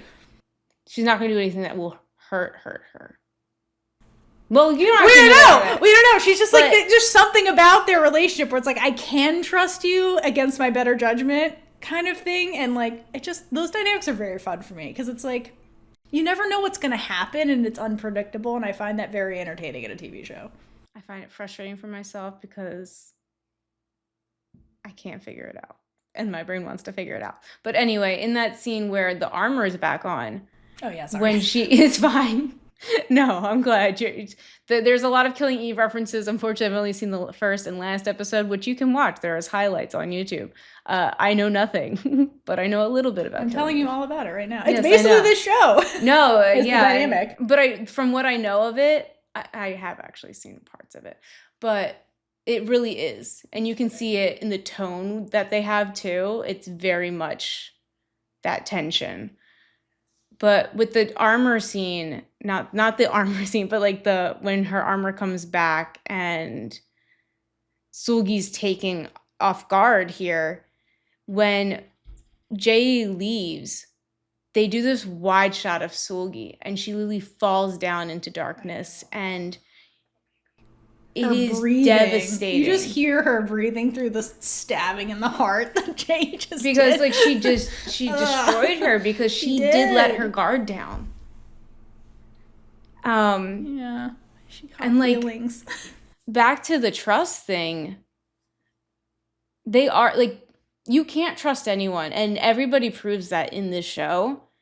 But again, they can trust each other the most because they do seem to only have each other's interests at heart. And it's evident when Seul-gi, you see that she doesn't trust anyone else because she sets up that trap for Karen. I mean, not Karen, it's Yer-i. I use the Mean Girls character's name. She's such a Karen in that scene, though. Yes. So she says that Jaina has a video of the OR room the day that her Seul-gi's dad died and like evidence of it. So she knew that Yer-i was recording it to give back to them. So you just see Seul-gi being not paranoid, but like knowing that she can't trust the other people that's around her. And like, unfortunately, that there's a reverse trap, so it doesn't work out. But you can see the trust, especially when, the scene where Seul-gi is showing Jae-i how the window, it goes to clear in her father's office. And Jae-i learns that her father was spying on them in the study room this entire time because this is something big that sorry.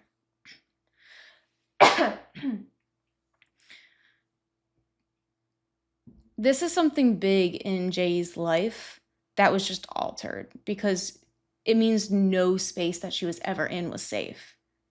And it goes back to like even the dog being bugged.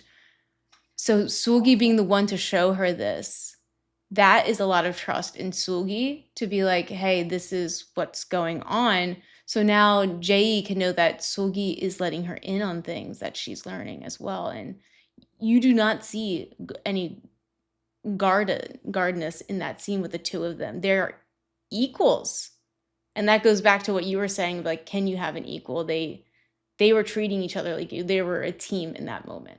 And I really just loved seeing, they're not relaxed because you can't be relaxed in this environment, but they're not guarded with each other, just with the situation. It's very interesting. Yeah, it's really, really interesting.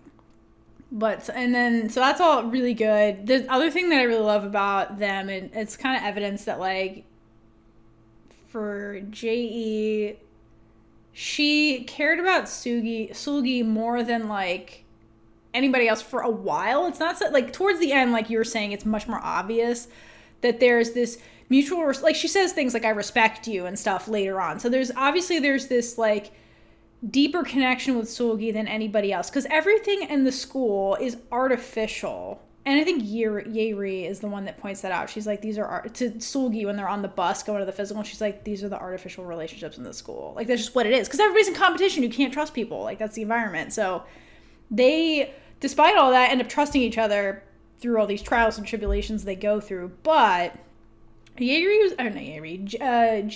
was looking out for Seul-gi the whole time. Whether it was self-motivated or not is another story, but the big thing for me that tipped me off was like when the video of Nari comes to light when like Jae was like extorting her in the bathroom, which was wild. But now that you know her, it's like clearly that was all a performance that she was doing. Like she does the fake laugh and all the posturing and all that shit. But it took me a while to figure out like why the hell is she going after her? Is it because of the pill business? And I think she did it because of Seul-gi, because when she goes after her, this girl had bullied Seul-gi. So she goes after her, or trying to take Seul-gi away from her or whatever, and she's like, goes after her. And as she's talking to her, she gets the video of her confessing she takes drugs, basically. And then she's like, what should I put on social media? Like, that's your specialty, right? Capturing shit on social media so that it goes viral, basically. And then she says, girl, this is what happens when you mess with my stuff. And like, this is right after like, Seul-gi got the uniform, the shady one, and it went viral. And so I think the implication is like this girl had something to do with it. And so Jae's like, okay, girl. But I think like that was for real, like for Seul-gi, so people would like back off. Because at minimum, Jae knows what it's like to be number one and to have that target. And she's been alone with that for a really long time, because ever since she like broke ways with her sister, because like Jenna could have like commiserated with her as she was like, they were in different grades. And so like if they were both number one, they could have like confided in each other. But then the dad was like, absolutely not, hate each other. So like she's been isolated. And then here's somebody else who comes in who knows what it's like to be number one. So they had the opportunity to like understand each other. I think that's where the relationship really, the trust comes from, because they do understand each other because they've both been in those positions. And so I think that's a way of her being like, leave this girl alone, like she knows what it's like. But then also like my stuff is like kind of very impersonal and makes her seem like a possession, which is a very Killing Eve thing. But like I think there was a level of like her actually like looking out for Seul-gi in some kind of way when she did that. Yeah, I think she's very protective of Seul-gi, and we see that. We didn't talk about this in the scene where she's giving her the clothes in the closet, and she covers Seul-gi's ears when Gyung and Yer-i come in and start talking about her. Because they first start talking about Jae-i, and Jae-i's laughing. And it's her fake laugh, because she knows like none of this is serious. None of this actually matters in life.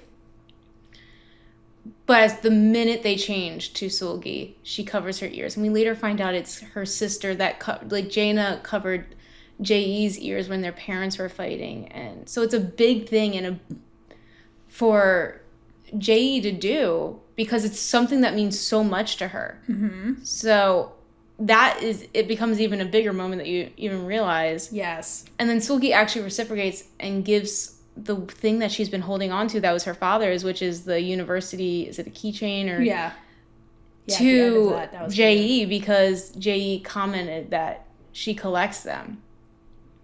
And so it's just such a great reciprocal relationship with the two of them. But although Jae-i feels like is very protective of Seul-gi, there's also those scenes where Jae-i realizes she doesn't have to always protect her, because Seul-gi can protect herself as well. And there is a scene when Seul-gi wins the president of the class, and Gyung is pissed off and going after her, and Seul-gi's standing up to her because Gyung was calling it rigged. She was being our president right now. America's president. Anyway, we won't go into that. And as Seul-gi is coming after her, Jae-i has this supportive smirk, because like she's proud of Seul-gi for standing up for herself, because there's times where Seul-gi doesn't, and there's that again of like she's like Jae-i can't predict what she's gonna do, that you were saying, Theora, but Seul-gi will do it when she needs to. And I think Jae-i was very just proud and, probably thought that was pretty hot too. It was. So yeah, that was valid. Yeah, but that was another moment, again, like where Seul-gi surprised her. I was like, damn, I didn't think you were going to do that. I thought I would have to like do this. But I love the way that scene is shot too, because Seul-gi's like Gyung, we're both smart. We know what this is. Are you implying that someone's backing me and then the camera like pans over her shoulder and like Jae-i's literally behind her and Gyung's like, yeah, fuck. You're... So I love the threat that like Seul-gi has. She's like, somebody rigged this. It wasn't me. She's like, damn. All right, other cute moments that I love. So, okay, then there's the quote, physical at J Medical Center, whatever the hell that was all about. So I love when okay. So basically, okay, so let's lead up to this before we get to the weird, the roof scene. Leading up to this physical, Jae and Seul-gi both tie for first place on a test, and I guess they're both ranked first place at the time. And I love that Jae tells Seul-gi, she's like, I was thrilled to see our names side by side. And she's like, I wouldn't feel that way if it was anybody else. And I think this is subtext for I'm into you. Because for somebody like who's been academically driven to be number one, and that's a survival thing, to have to share that with somebody would feel threatening, right? That somebody's going to knock you off or like this and that. And yes, they're entangled in all these things. But like, she would have had to come a really long way to be like, I have to share number one with somebody. And she's happy about it, genuinely. So to me, that's her saying, Seul-gi's my equal, and I'm happy about that. I'm happy I have an equal. Versus her dad, when he starts seeing his daughter as an equal, has to assert himself as number one, right? She's able to let that go a little bit. So I love that, because that's a break in the indoctrination where she's taught to believe that having an equal is impossible because everything's zero sum. There can only be one number one. There can't be two, right? Because that's impossible. Life is a competition. There's winners and losers and nothing in between. So this is a break in the indoctrination for Jae to be like, another kind of life is possible, maybe. Like, that might be a broader implication of what she's saying, aside from the like, I'm into you subtext of that coming from her. Because again, up to this point, like, the Seul-gi being romantically into her is a lot more obvious, but like, that was like an admittance that I think was big coming from this character who's like raised to believe a certain thing. Yeah, she breaks a lot of like what she's supposed to be doing for Seul-gi. And we see that too when she gives Seul-gi her hat and tells her to hide and like go to the roof. It goes back to that protectiveness too. Like, you can tell she cares. Well, like, it's like in the beginning it's hard to tell she cares, or is it like she wants something. That's true too. Here is a like, there is no, like, there's no benefit to her saying that, really. Like, yeah. But anyway, these two definitely have a thing about rooftops. I would also love to say that. But going back to not the carnival. We'll get to the carnival. I'm waiting.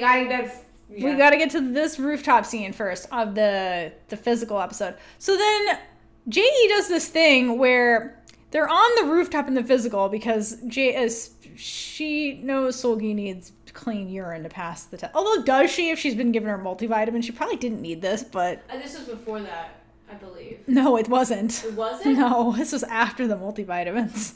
Oh. So I was like, I don't even know if Seul-gi needs this, but like Jae has to keep that going. Seul-gi doesn't know that yet. And also, like, there was an excuse for her to be really gay during this scene because there's no need for the scarf incident, okay? There was no need for this. She just, like, I think she brought this scarf so that she had an excuse to like tie it around Seul-gi's neck. And like, it's an ownership thing to be like, yeah, I gave her that, because it's like a fancy neck scarf. And like, who else would have given it to her?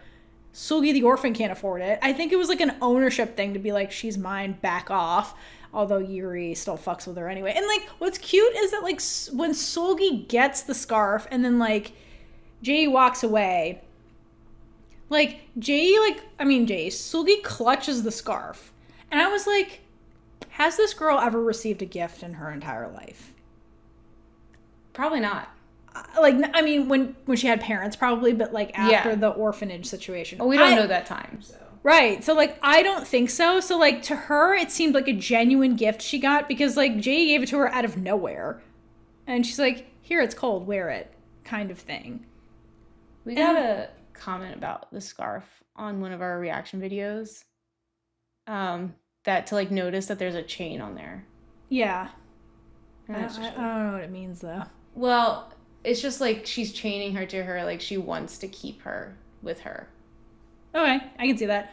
But which makes sense. But also from Seul-gi's point of view. So in Seul-gi's point of view, and she's like clutching this little thing, I think to her in this moment, she's like, I think she's really touched by this gesture, and this is what like furthers her infatuation, because she ends up wearing it the rest of the day. Like, she could have taken that off. She wears it not just during the physical, but when they go to the carnival. She's still wearing it. So I think that's really cute and sad that this like girl who's like almost an adult like got her first gift ever. You know what I mean? Like, that's really sad. And it's cute. But also, it kind of shows that she's into Jae-i too, because she like, definitely is. When you have a crush on someone, like if they give you something, you cherish that and like you don't want to take it off. So that's just another reason for her to keep it close, because like that's I can have her close to me at all times, and this thing will. I know it will stay with me. It won't stab me in the back. Who knows what Jae will actually do? But right. But I thought that was really cute that she got like her first gift. Yeah. You know, too. So then after that, then we get to the carnival scenes, which honestly, this was the cutest episode in the show, to be honest. And really, this was the most explicit, not a dream flirting that happens, to put in the this was gay category. Mm-hmm. And overall, what I really liked about this whole thing was it was just nice to see them being teenagers and having fun. Yes. Because we never get to see that in the show. It's the cutest thing ever. It's so cute. I understand why we didn't, but I really wanted more scenes like this. Yes. Because it's just cute and feels good to watch, especially when you're surrounded by everybody trying to beat each other down to get to the top. Which means that these characters also need this more, because that's what they're feeling 24/7. And I mean, you even see like some character, this isn't about the other characters, but like they are still inside studying instead of being at this like festival thing and having fun. And the fact that Jae-i and Seul-gi together give each other permission to just have fun. Yeah. And a lot of this is Seul-gi's influence, because she had more chances growing up to have fun. She got to like have the princess dress, but like, I mean, that whole thing, but she was under the radar more growing up too. So she has that experience of not having those expectations on you that she could share with Jae-i in this moment and just be like, let go. And you see that in there, you see the genuine, that's when you realize that Jae-i's smile with everyone else is not genuine. I mean, you know it's not genuine, but this is where you see her real smile. Correct. Yeah. And it's adorable. I agree. I think this, when it comes to the is this gay, this episode really solidified it for me, because again, up till this point, we know Seul-gi is into Jae-i because we have the whole dream in the bathtub thing, where, because the first time I watched that, I was like, was it a dream? Wasn't it a dream? Which again would make sense if this is if it's a subtext culture when it comes to queer media, you would have to make it a dream to get it on air, which makes sense.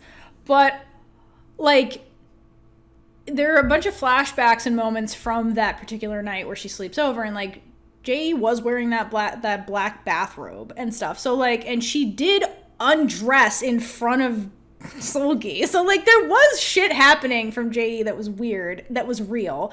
And then Seul-gi has this dream about her from those few moments where not only does Jae-i kiss her, because that's the fantasy, in the fantasy, Seul-gi kisses her back very enthusiastically. So like, if it's her dream, she's into Jae-i romantically. That is confirmed in the text of the show. So then the question going forward is this mutual? And I think this carnival scene, like there's little hints, but like this carnival scene really solidifies it. And one of the moments that I love is that Jae-i, like Villanelle, is a watcher, okay? So one of my favorite parts of this whole thing is Seul-gi gets to be a kid, first of all, who was never allowed to be a kid. And so she's really enchanted by all these things happening at this carnival. And one of the things that she's mesmerized by is the cotton candy machine. So she's like in front of this cotton candy machine getting made and is just smiling. And Jae-i's off to the side watching her and just smiling.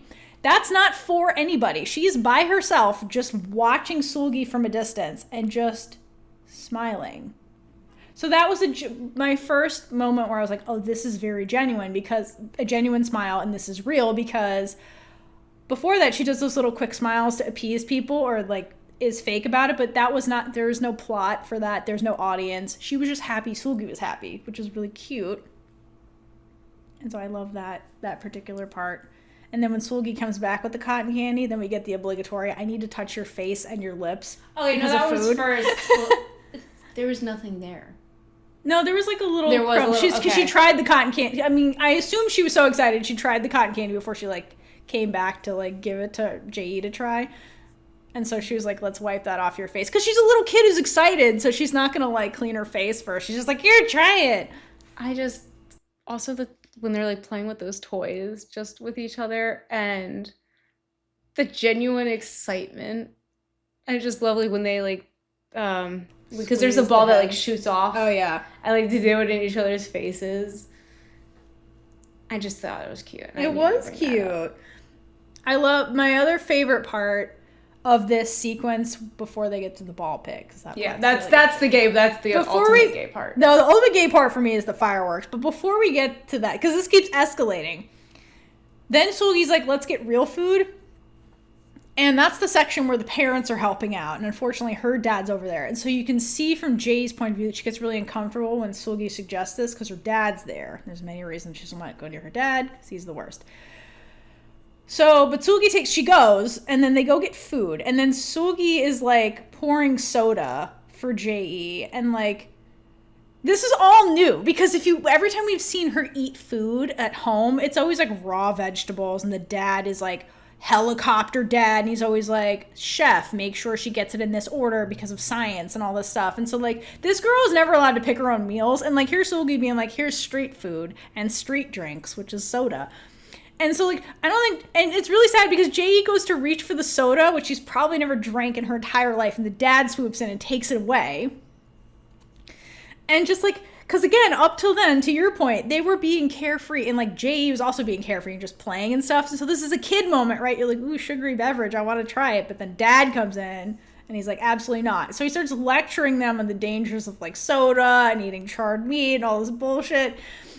As he was doing that though, like, Seul-gi isn't taking any of this seriously. No, Seul-gi, like the champ she is, chugs the soda and then tells him like, he's like, well, charred meat will give you cancer one day, which is, there's a hint of truth to that. And she's like, well, that didn't kill my dad.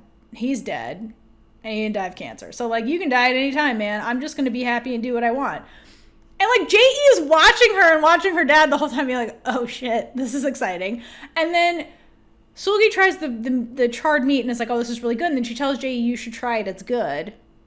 And then Jae-i does it in front of her dad, like openly rebels and does something she wants to do and is like beaming the rest of the time. And when they walk away, she's like, did you see my dad's face when we ate the food? Like, oh my God, like, and that's when, in that moment when they're walking away and she's beaming and saying that, that's when her emotional armor is completely off. Like, that was the first time it was fully off in that moment. She was just genuinely happy about that thing that happened and was like confiding in another person about it for like the first time.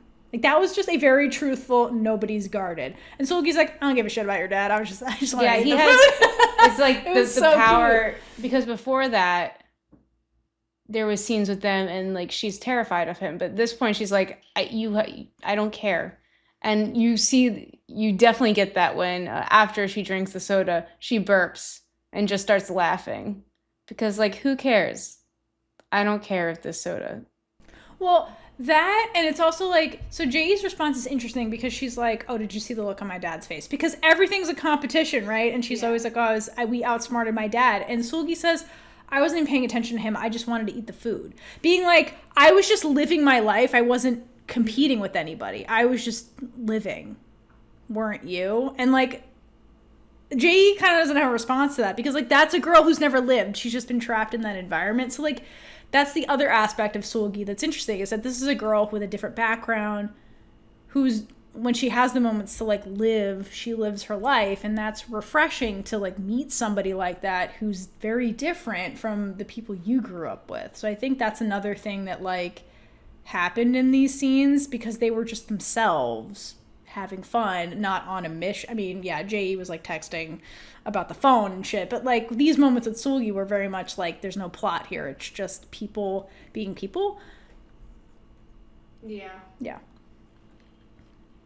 And then they go to the ball pit after that. And then we head to the ball pit, which is beautiful colors. We don't get like the primary normal ball pits that we see in America, at least. Like Easter eggs. Yeah. It's very cute, very deep. Very pastel. So they almost drown in ball pits. Yes.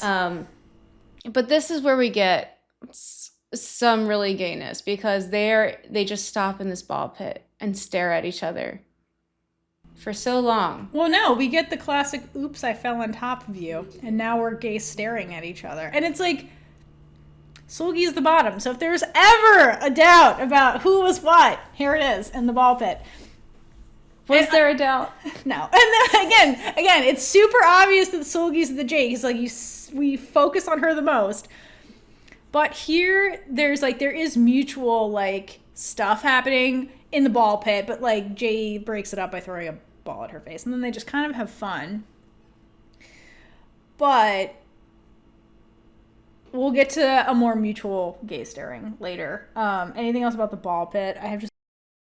I mean, Jae starts advancing on She Seul-gi, sure does. Okay? That is so gay, and then only stops it by throwing a ball at her face. Tiny ball. A tiny one. She was asserting her dominance. Yes. It was really She fun. was topping her. She was topping. Good for you, girl. Okay, so then I love after this, they end up on a park bench together, basically. And Seul-gi's like the happiest we've ever seen this girl in the whole show. Literally. Because this girl has had a miserable life. And she tells Jae that out loud. I've never had this much fun ever, basically. And then we get the reciprocation of what Jae said before about them essentially tying in first place, where Seul-gi's like, listen, I don't trust you, bitch. But basically she's like, I feel the same way about you do. Like, I'm glad we tied for first place, and if you were anybody else, I wouldn't be happy about that. So me, I think this just struck me as like censored TV speech for like, I like you too, basically. I think that's what they're also saying with these, like, we're side by side. It's like we're holding hands. You know what I mean? It seemed really coded for like, I'm into you romantically. At least that's how someone like me growing up with subtext and not having queer text. Also, the fireworks are the epiphanies. That happens next. Yes. Yeah. Yes. The firework is the pinnacle of this, what solidifies it for me. But like that to me was like, okay, this is coded language. It's not just like the rivalry shit that they're talking about. Especially because like Seul-gi checks her out in that moment too. When they're like, they smile at each other and she like looks at her and it's like this like, yeah, anyway, the way they acted it out was really gay and not like a friendly rivalry way. I'll just say that. All right, and the last moment I love between the two of them is the fireworks scene that ends this particular like episode. Well, not episode. The gaiety of this episode, I guess. So they end up alone on the bleachers, like watching fireworks, and Seul-gi is amazed because she's never seen them before, which is also so sad. Seriously, because Right? I can't remember the first time that I Me saw either. fireworks. I don't like them, but like I can't remember the first time I saw them. Same. But yeah, it's so sad that she's never seen it. But like also she's just so amazed by what she's seeing. And after she says that, Jae like looks at her. Because again, this is somebody who's very like, this is a girl who's privileged and has obviously seen fireworks before. And then is just like looking at her like, wow, you've never seen this before. And then Seul-gi says, they're beautiful.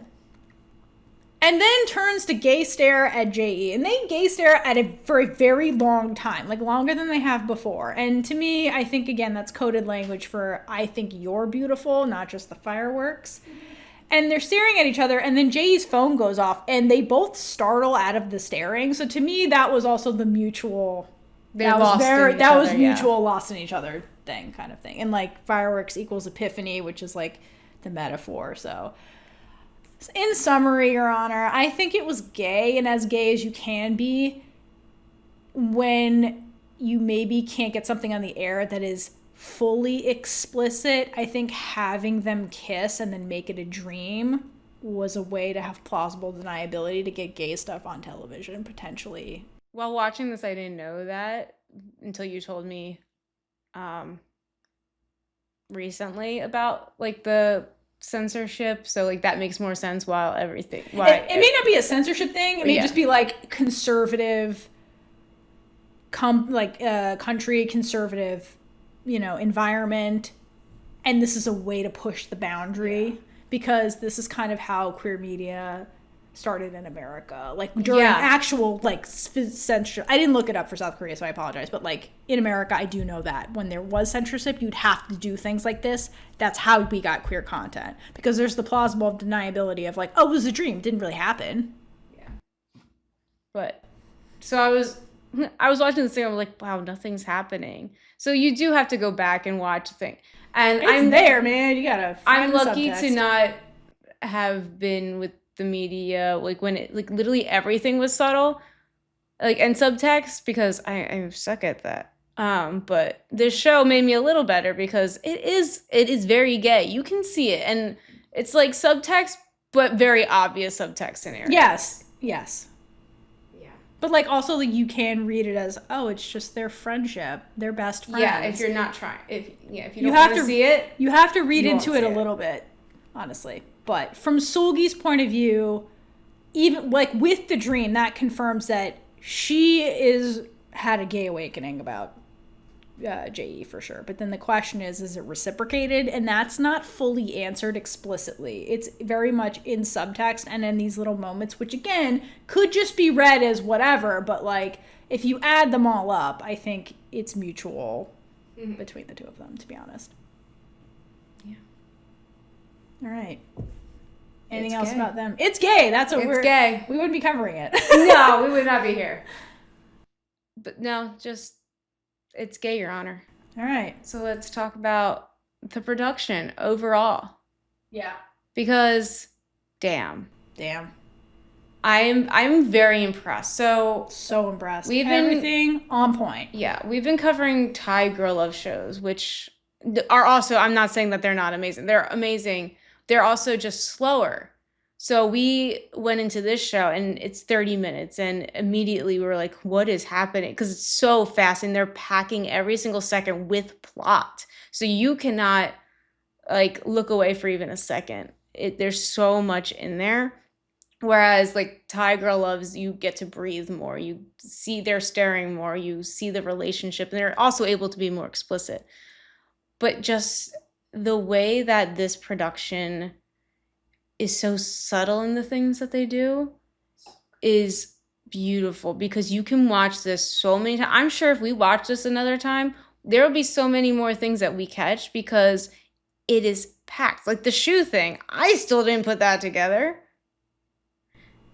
Yeah. No, I love this. It's like Killing Eve. There's so many little things, and if you on the first watch, it's like you're watching a different show, because on the first watch you're just like, oh, this is the surface level plot that's happening, and then if you pick up on all, then when you go back and rewatch, you're like, oh wait, this is other layer of stuff they were actually telling me, like beneath the surface, and then you're like, wait, actually, if you keep watching it, there's a third layer, and it's just, I love that kind of storytelling. It makes it more mentally engaging for me personally, and it's like there's multiple stories wrapped in one story, and I love that because it meant to me that there's a lot of thought that went into the writing, the production, the acting. Like every aspect of this had to be like really well coordinated and well done to get this. And not only was like elements subtle, like they trusted you to be smart enough to like catch these things, and they want you to like have to watch it multiple times to catch it. They're very purposeful, which I really like, because if you watch our podcast a lot, I complain a lot about crossfades. Now, we do have quite a few in this show.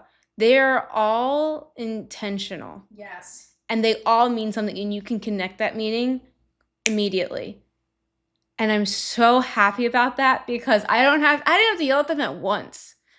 Because why do we know this is a dream? That the dream in the bathtub scene was a dream? Because we crossfade from that bathtub scene into Seul-gi sleeping and breathing heavy. That's the connection. We crossfade multiple times, even with transitions too. We will crossfade, and it's to connect that the character storylines are very similar.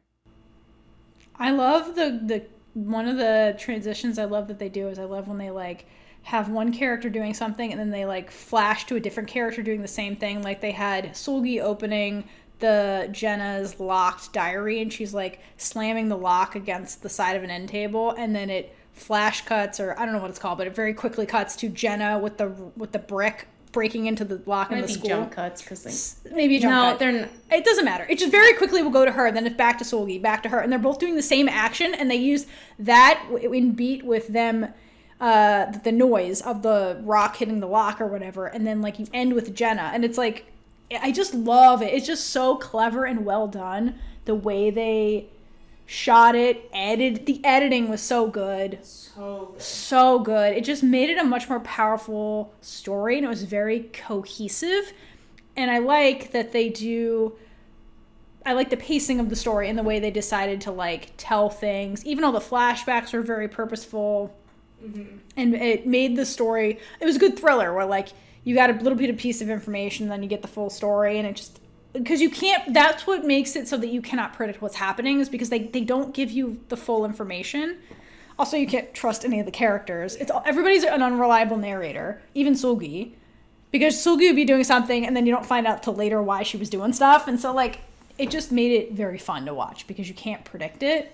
And that's like why I loved watching Killing Eve, because you can try and then you'll be a clown at the end of the day, which is the fun part of watching it. You're like, damn, the writers outsmarted everyone. That's very fun. You mentioned the flashbacks. I was not upset with the flashbacks at all, because like sometimes flashbacks can be annoying, but this one, every single flashback added something. Yes. And was entertaining and really drove the story forward. But then to the transition, they excel at transitions. Yes, because the first one that really got me was when they're collecting the tests, and they I think Gyung actually does it and like hands it to the teacher, and the teacher goes to put it down, and then they're graded, and that's the transition to reading out the test scores. And it's a way to like just pass the time without having to do anything else, and it was just so well executed and well edited that I it made me speechless. I can't even say anything else right now. And then there's another transition when the flashback to grade 5, and this is Gyung's point of view in her episode, when the first head student leaves, and she's like, oh, I can finally get this first like head, the first I can spot. Be first, yeah. And as soon as that student leaves, we stay in the shot, and Jae-i enters the scene. Literally enters the scene. And it was it was such a great transition to show, nope. You thought so, but nope. Yeah. Other thing I love, and I have to give them credit for, is all the underwater stuff. Mm-hmm. So first of all, we learned through comments that those were actually shot underwater. So like, my question for the actors is like, did they have to like... Was there a swim test for the casting? Was there a swim test? Because multiple actors, like the actor for Jae-i and Seul-gi, had to both act underwater, which is not like normal acting. No. Like, you know, like I wonder if they had to like pass some kind of test or were taught how to do this. Like, they did a great job. Like, I'm just curious. Some of them were like not underwater or what, because at one point there's a scene where everybody is literally at desks underwater and they're all in like the little bubbles. So I don't know how they did that one. No, but because I'm like, is that a requirement? You have to be able to swim. Or hold your breath. But they were acting underwater. They weren't just swimming, which was crazy. And just, it was awesome. And so they did a really, really good job. And they did a really good use of using water to symbolize a bunch of things. So like, I think one of the reasons they used a ton of water is that water is like a double-edged sword, like a lot of things in this show, where water can be safe. So at one point, Seul-gi and Jae-i both mention that when they're underwater, well, Jae-i mentions this. Seul-gi's like, I've never been underwater because I don't know how to swim, but I know what you mean. She mentions that like when I was underwater, like I was alone, but I felt safe. And it was like, and Seul-gi's like, oh, like before you were born, basically. So like the water of the womb, that's like a saying. And like, that's a form of safety. So water can be like a safe thing.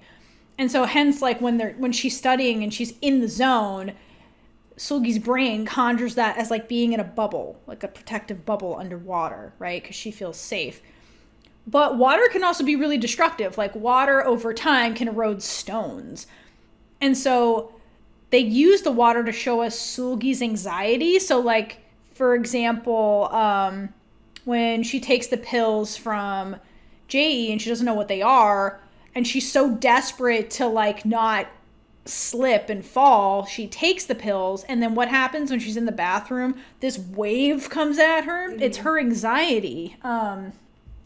And when she has that one test where she feels really untethered and she's dripping wet and it's dripping onto the test and it's obscuring her vision, it's another way to show that on the other hand, like it's her safetyness, but it's also like destruction and like the duality of water. So I love the way they kind of kept doing that. And if you think about it, like the first scene we get is Seul-gi at the beach with the water. And so like, again, they were just so on point. And a lot of what they're doing with that is this show don't tell kind of thing, which I really love. Like I mentioned Jae-i's armor, and they don't explain like a lot of this stuff. They're just like, here she's in the armor, and they show you the scene, and it's put like, it together. Like even when they're doing the voiceover, like it helps, but it doesn't fully explicitly say what they're doing. Yeah, which I love. And then like the other one that I really love that's more subtle is when we get the episodes about Gyung and Yer-i's stories. They both are depicted as dolls, if you notice that, because those two characters are showing you model teenage girls, but they're opposite models. Whereas Gyung is the successful student and nothing else. And then you have Yer-i, who's like bad at school, but she's the hot one. So like there's two ways to exist as a successful girl. It's either to be really fucking smart and nothing else, or be really hot and nothing else. And that's like a Barbie doll thing. And so I like that they showed that with the dolls, to be like, these are archetypes on the surface. When people look at them, this is what they see them as this kind of doll thing. So I thought that everything was really clever about the way this was done. And honestly, this is the kind of show I like to watch. Like the queerness made me love it more, but even if it wasn't, I would like this show no matter what, because it was just a really good show. Because like even when you watch it before, like it still draws you in. Yeah. No matter. Yeah, it's great. Go on. Yeah. Okay. So something about Gyung that was, especially when we get to her episode and her backstory, we see Gyung very not open, but like the representation of like sexual desires and like in a teenage girl in a Christian society. Yes, and love it. Her her part of the story is being like, well, no one cares if when teenage boys do it, but women are not allowed to think like that. They're not allowed to go to adult toy stores like that. And I love that we also get to see her go to one of those in the last episode. It's just that representation that was there. That's not typical for media in general. Agreed. It was very great to see, especially since we couldn't have like the explicit queerness too. Yeah, I agree. So like a girl with positive masturbating representation in general is really rare. So to your point, love that. But I also love the point they're trying to make too through her, where it goes to show like kids who are only allowed to do schoolwork and do nothing else, like it does stunt the other aspects of their development. And the thing with Gyung, like she's the archetype of the smart girl. So nobody has any sexual desire towards her, but like it doesn't make her sexual desires go away. They're still there. She just is trapped in school all the time and can't act on it in the way she might want to, or would get shamed for having these thoughts, but they're still there. It's like she's still a human at the end of the day is basically what it is. So I like that she owned her own sexuality and sexual desires and like gets a vibrator at the end. Like that was so iconic. I love that for And her. the fact that it wasn't an experience where she was ashamed of it. Like she went into that store very confident. Other thing I like about Gyung, so obviously we know from the story that she's somebody with a massive inferiority complex because she's always second. So if we go back to the Cain and Abel myth from the beginning, she is the Cain to Jae-i's Abel minus the murder and sin part, basically. Yes. So, because like you see her full of that jealous anger all the time towards Jae-i. And it's like, she's just basically, they're showing you like what it's like to be second in this scenario and like never be first. And even when she's first, like it's never quite what she needed. And yeah. But anyway, I also love the opening of her episode where they have her as the doll. And I like the way so like with Yer-i, it's like a actual classic Barbie doll. But with Gyung, it's like an avatar in a video game kind of doll where they like put the pieces together to make the model student. Or the model teenage girl is kind of how I viewed it. And again, it's a show don't tell thing to be like every aspect of her visually is like curated to give off all brains, no beauty kind of thing. And like that's the teenage girl model she's going for, basically. Yeah, it was a very interesting opening. I really loved how they did that. I also just a great scene that they have with Gyung is when Gyung, Jae-i, and Seul-gi go to the club and they're getting ready and they're actually being teenagers getting ready to go to this club. So cute. And Gyung, because she's like so focused in studying, like you assume that like she doesn't go out as much, but she's the one who knows how to do makeup and she's trying to show Seul-gi how to put it on. And she's like, look down, no, look down, squint your eyes, do this. Like, it was so cute. And meanwhile, Jay's in the background just being like, fine. She's like, fetch me more clothes. Like all this stuff. It was really cute. It was another like teenage moment that was really cute. And then when she's at the club, she meets a woman and starts dancing with her. Listen, like sexually fluid Gyung, I'm here for that. That was subtext also where like the girl helps her open the drink and then Gyung goes and dances with the girl who is like flirting with her at the bar. So there's that representation that's in there too. Just saying. Yeah. There was that happened. It did. And thank you for pointing out that to me while we were watching it because it goes with her. Yeah, you do you. Also, the friendship that's mostly there between her and Seul-gi is pretty interesting to watch too, because when the essay gets out and like people are questioning Seul-gi, like, were you really in an orphanage? Like, no, she lied about that.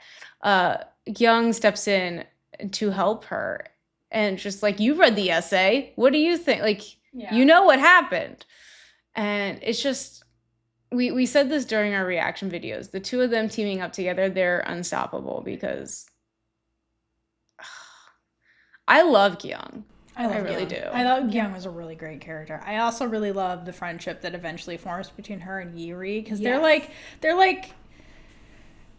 also compliments in a way. And I thought their friendship was really interesting, and I hope that one's more lasting.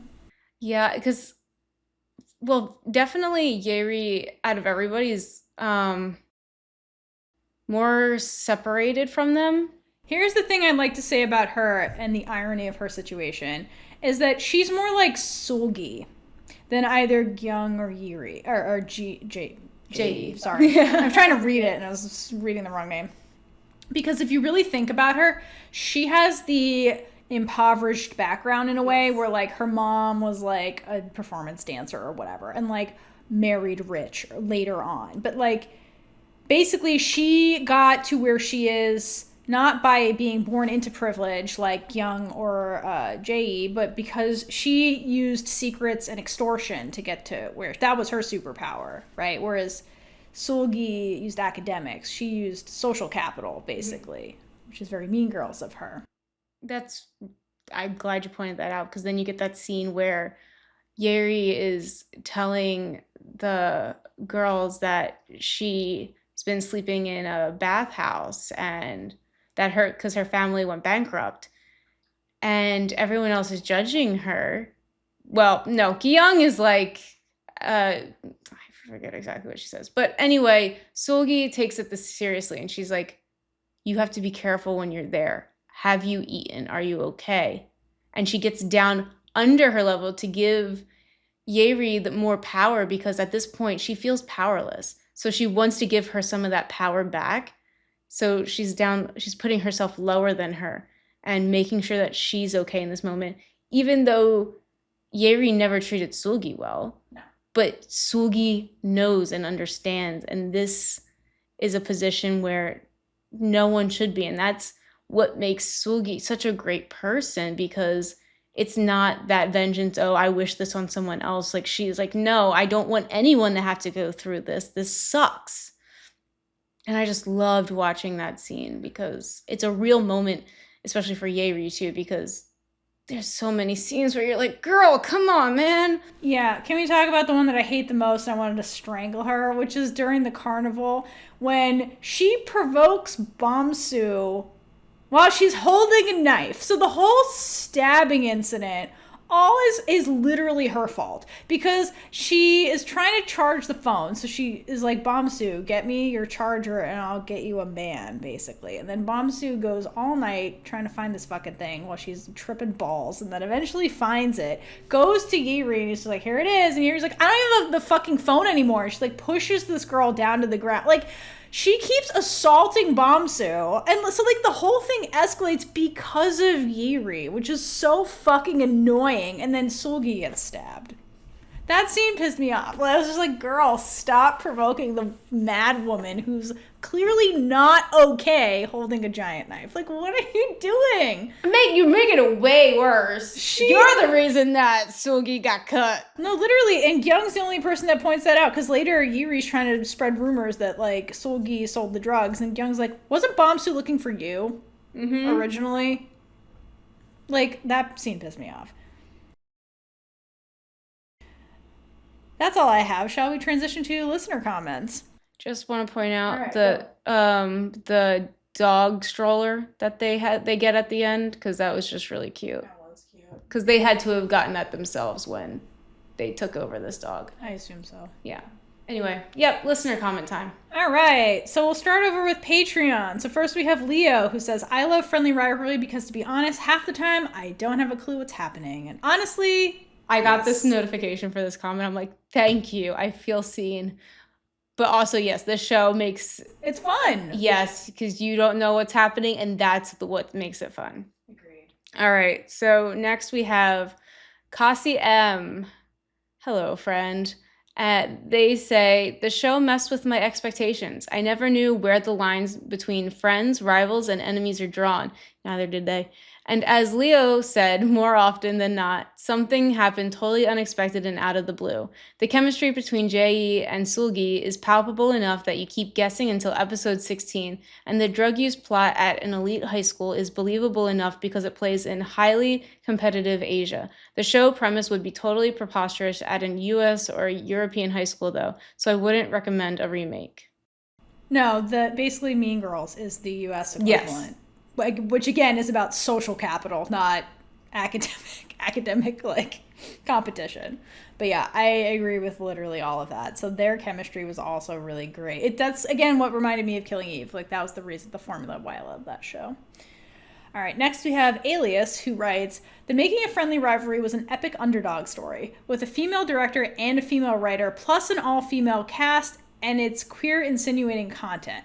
Friendly Rivalry was struggling to get funding and sponsorship, so they cut the episode from 1 hour to 30 minutes. Also, due to the lack of sponsorship, a lot of the luxury items in the show was brought by Yer-i, the actress who plays Jae-i. Oh, that's cute. It was first aired on a small streaming service in South Korea. After its popularity exploded, it got picked up by all the major platforms. That's amazing. Yeah. Honestly, thank you for telling us all that, yes. because They could have just tried to sell noodles. And they didn't try to sell me noodles. They tried to sell me Samsung products. And Pepsi, I think. I swear every show does the Samsung thing. I would have taken a noodle scene, though, honestly. They're like, let's break from studying. Well, could you imagine if they had a random noodle making scene? Now, whatever they're going to do, they'll get a noodle sponsorship. I'm sure they'll get whatever the hell sponsorship they want now. Like, what a success story. But yeah, it makes sense that they had female director, female writer, female cast. That sounds like a winning formula to me. I don't listen. All right, next comment's from Cami. I loved how the show never made me feel stupid for not knowing what was going on. Plus, the balance of comedy in this dramatic thriller was amazing. Jae-i reminded me of Villanelle from Killing Eve. Friendly Rivalry had an ending that I would have been much happier with for that show. Yeah, girl. Yeah, man. I don't know your gender. Yeah, that. Literally that. Burn Laura Neal. That bitch ruined my life. No, this is a good ending. And I'm okay with it ending here because it is ambiguous and not nefarious. And I love it. Yeah, I wish Killing Eve was also ended with a water scene, but it wasn't this one. Yes, I do know that water scene. Of course you do. It's awful. Anyway, BJR states, it's not hard to admire the ferocity with which the show skewers the Korean academic admission system. I think that honestly, like, kept this comment in, BJR, you're awesome, first of all, but because their commitment to making their point is I admire as well. Because, again, this, like we said, this is fictionalized, based on a real story kind of thing, and definitely like polarizes a lot of things. And I think that was really on purpose to make their point. And they committed wholeheartedly. So I do respect the creators for that. Yes. All right. I'm sorry. I was trying to figure out exactly the pronunciation for this next comment. So Srahita or Srajita, because it could be either. Feel free to correct me in the comments. I love Friendly Rivalry so much because of the twisted storyline and the amazing chemistry between Jae-i and Seul-gi. I started watching this because of Yer-i, Jae-i. She is a very famous actress, but I've fallen in love with a new actress, Subin, plays Seul-gi. Their acting amazed me every time, and the whole female cast made this drama even more powerful. The director and writer are also female, that's why they're able to write this amazing female-based story. And I'm also surprised by seeing the tension between Jae-i and Seul-gi without any intimate scenes, except the bathtub dream, lol. I think we made the argument that there are intimate scenes, they're just subtext versions. Yes, but it's not like... It's not like a fair where they're fucking each other against a wall. There's, they're different. Yes, and that's okay. And that's okay. The comment continues, and everyone loves to see the oppa vibes from Jae-i, including me. Okay, I think that's daddy vibes from Jae-i. Jae-i's expression, smirk, styles, everything amazed everyone, especially Girl Love fans. Now they become the hot topic of every Girl Love fan. For good fucking reason. Again, they were great. The show was so well done, though. It just overall. And the fact that it struggled to get a budget is crazy. Yeah. Because they produced this. Like, this is an amazing production. With 30 minutes? That's insane. I mean, honestly, more shows need to be 30 minutes. How do you have a low budget and get this production value? That's my point. We had so many, like, what is it? Like, graphic scenes with, like the doll, like the Gyung's doll scene where it's computer graphics or visual effects, CGI, yeah, and like that's expensive. That's the part that is wild to me. There's a lot of CGI. And it's like shitty CGI, like it's well done, and they had no budget. That's crazy. That is insane. Whoever did the CGI and the video editing for that stuff, like, give them a raise in their next project, because I'm sure they were super understaffed, under budget, under everything, and produced that. That's crazy. Super admirable. I didn't do this on purpose, but I get to read Pooja's I saw this. I was like, all right, thing. I get to read Pooja's comment. Okay. Pooja says, I absolutely love this show. You can't trust anyone at any point in time. Yes. 1 minute it's fluff, the next it's chaos. And honestly, most minutes are chaos. The chemistry and tension, though, too good. I really hope they get together on that mystery island. Yeah, hell yeah. Oh my god, yes. I would have shipped this. I love this part. I would have shipped Gyung and Seul-gi, but nobody kept up with the propaganda, so I was just out here alone with my vision. I see the vision. I see it too. I see the vision. They're unstoppable. No, honestly, I would not be mad if those two were together. Me neither. I was also for that. Give us a throuple. I'm also found no, seriously, that I was like, I do this in every show though, so I'm like, do not say it, do not say it, do not say it. You have to watch Wheel of Time where we actually have throuples. But anyway. Yeah, I have such a fruit all together because sometimes everybody gets together. That's also fun. But yeah, no, I'm here. The propaganda was real, honestly. All right, Pooja continues.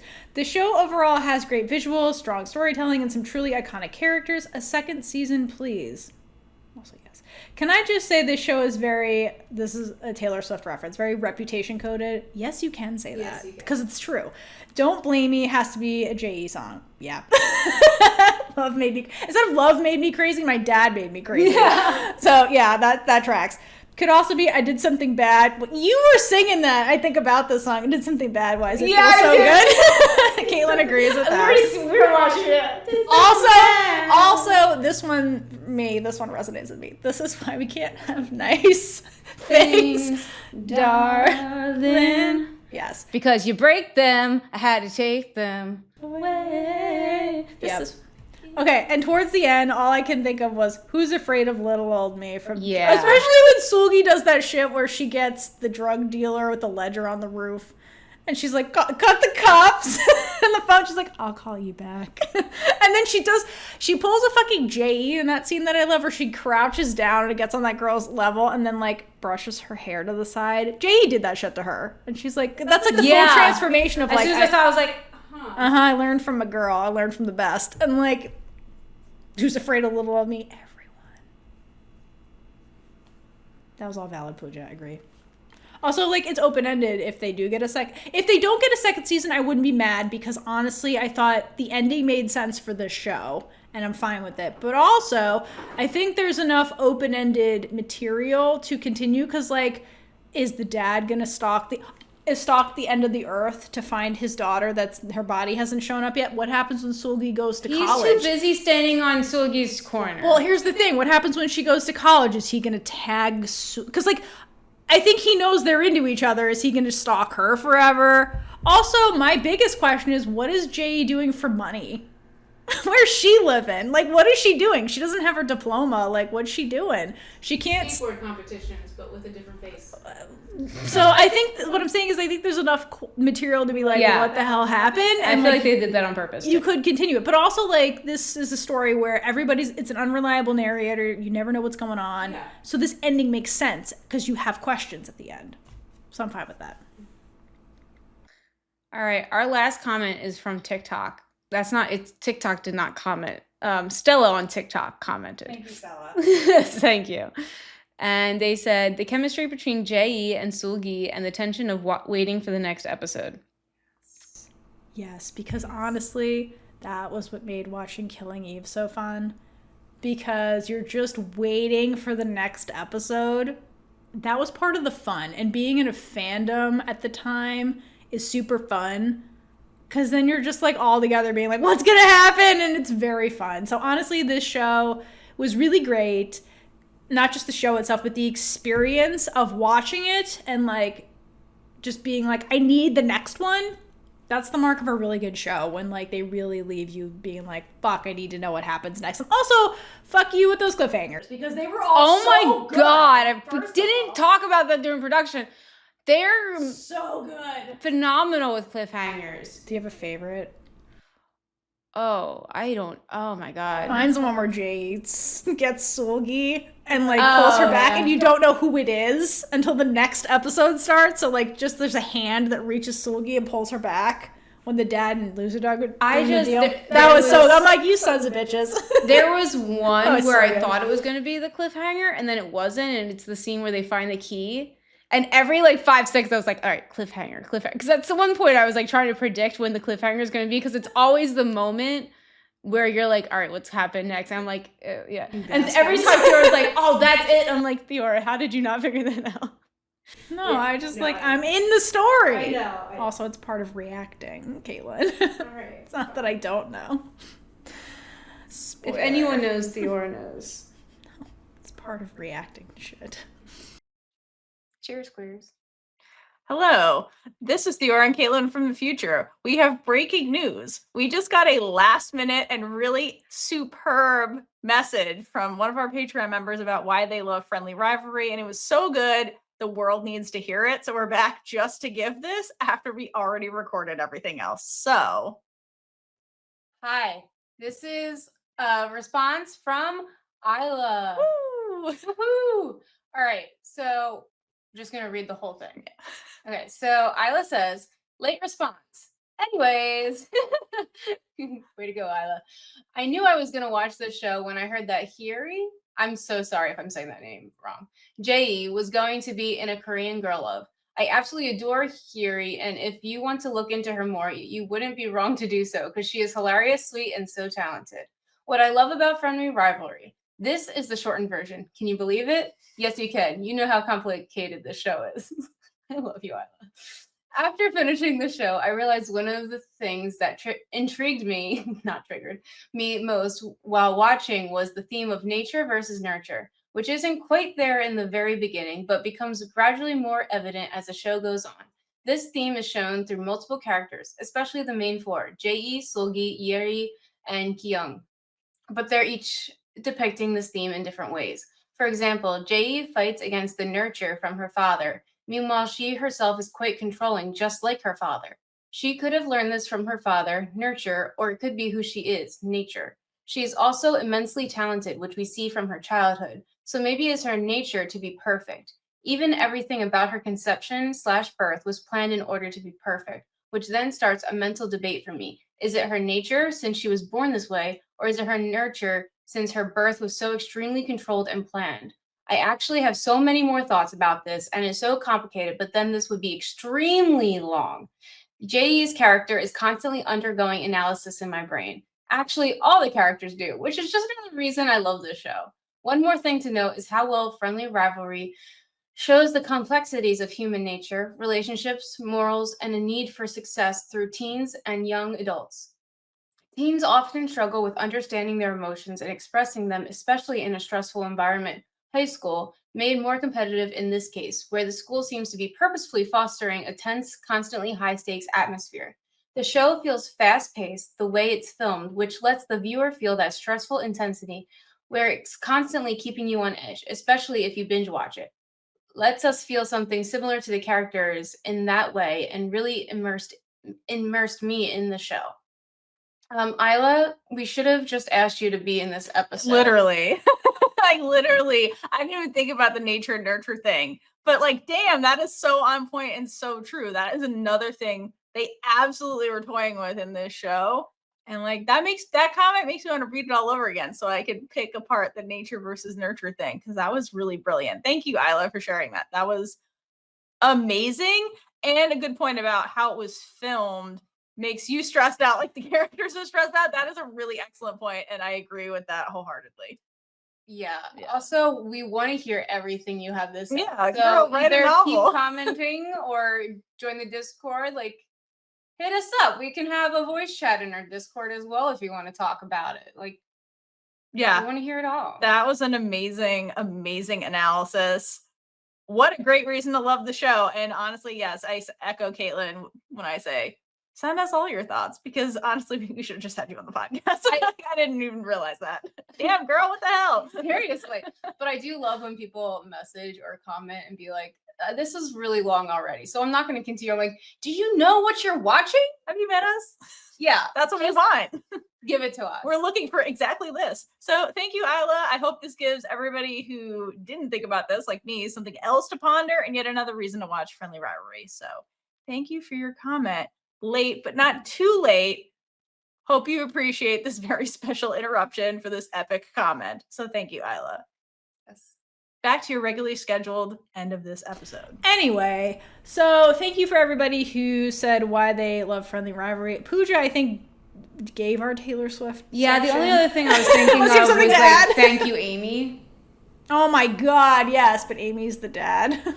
Yeah. Yeah, that's true. Jae-i would write that song about her dad. Like, coded language to be like, fuck you. Yeah, that's good. Tortured Poets Department. That's Yeah. That's again, good job, Pooja. I have nothing to add to your Taylor Swift section. You know, Pooja, thank you. Thank you. Whenever you comment, our Taylor Swift section is covered. Yeah, very thoroughly and correctly. So that brings us to the Big Gay Energy Award. The bathtub scene. Oh, bathtub scene, definitely. The bathtub scene, and then Gyung and the girl at the bar. That's Big Gay Energy. Yeah. I mean, if you missed that, go back and watch that club scene. She goes with the girl who was flirting with her and dances with her for a while. That happens. That's true. Also, Big Gay Energy. Seul-gi giving Jae-i permission just to be her, be a person and defy her father. Yes. Oh my god. Oh yeah. Seul-gi with the food in front of the dad. Amazing. That had a lot of big energy. Really did. All right. And now we have come to my section where I give you a word to use in a comment or a review. I actually kind of hope you don't use it in a review this time, or do it nicely, because today's secret word is conniving. I would love to see what you come up with. Yep. All right, conniving. You heard it here first. So that was Friendly Rivalry. If leave us your thoughts about why you love this show. If you have anything to add, if there's any other moments we didn't cover that you really loved, or whatever, please leave it in the comments. There's a lot to really appreciate about this show as a whole. It was very fun. And we'll be back next week to talk about Pluto again, probably. So until next time, hydrate for lesbian Jesus. And gay it up all over the place. Bye. And with that, we've been Big Gay Energy. If you like this episode, check out all our other episodes right here on YouTube. Please like, leave a comment below, and subscribe for more amazing super gay content.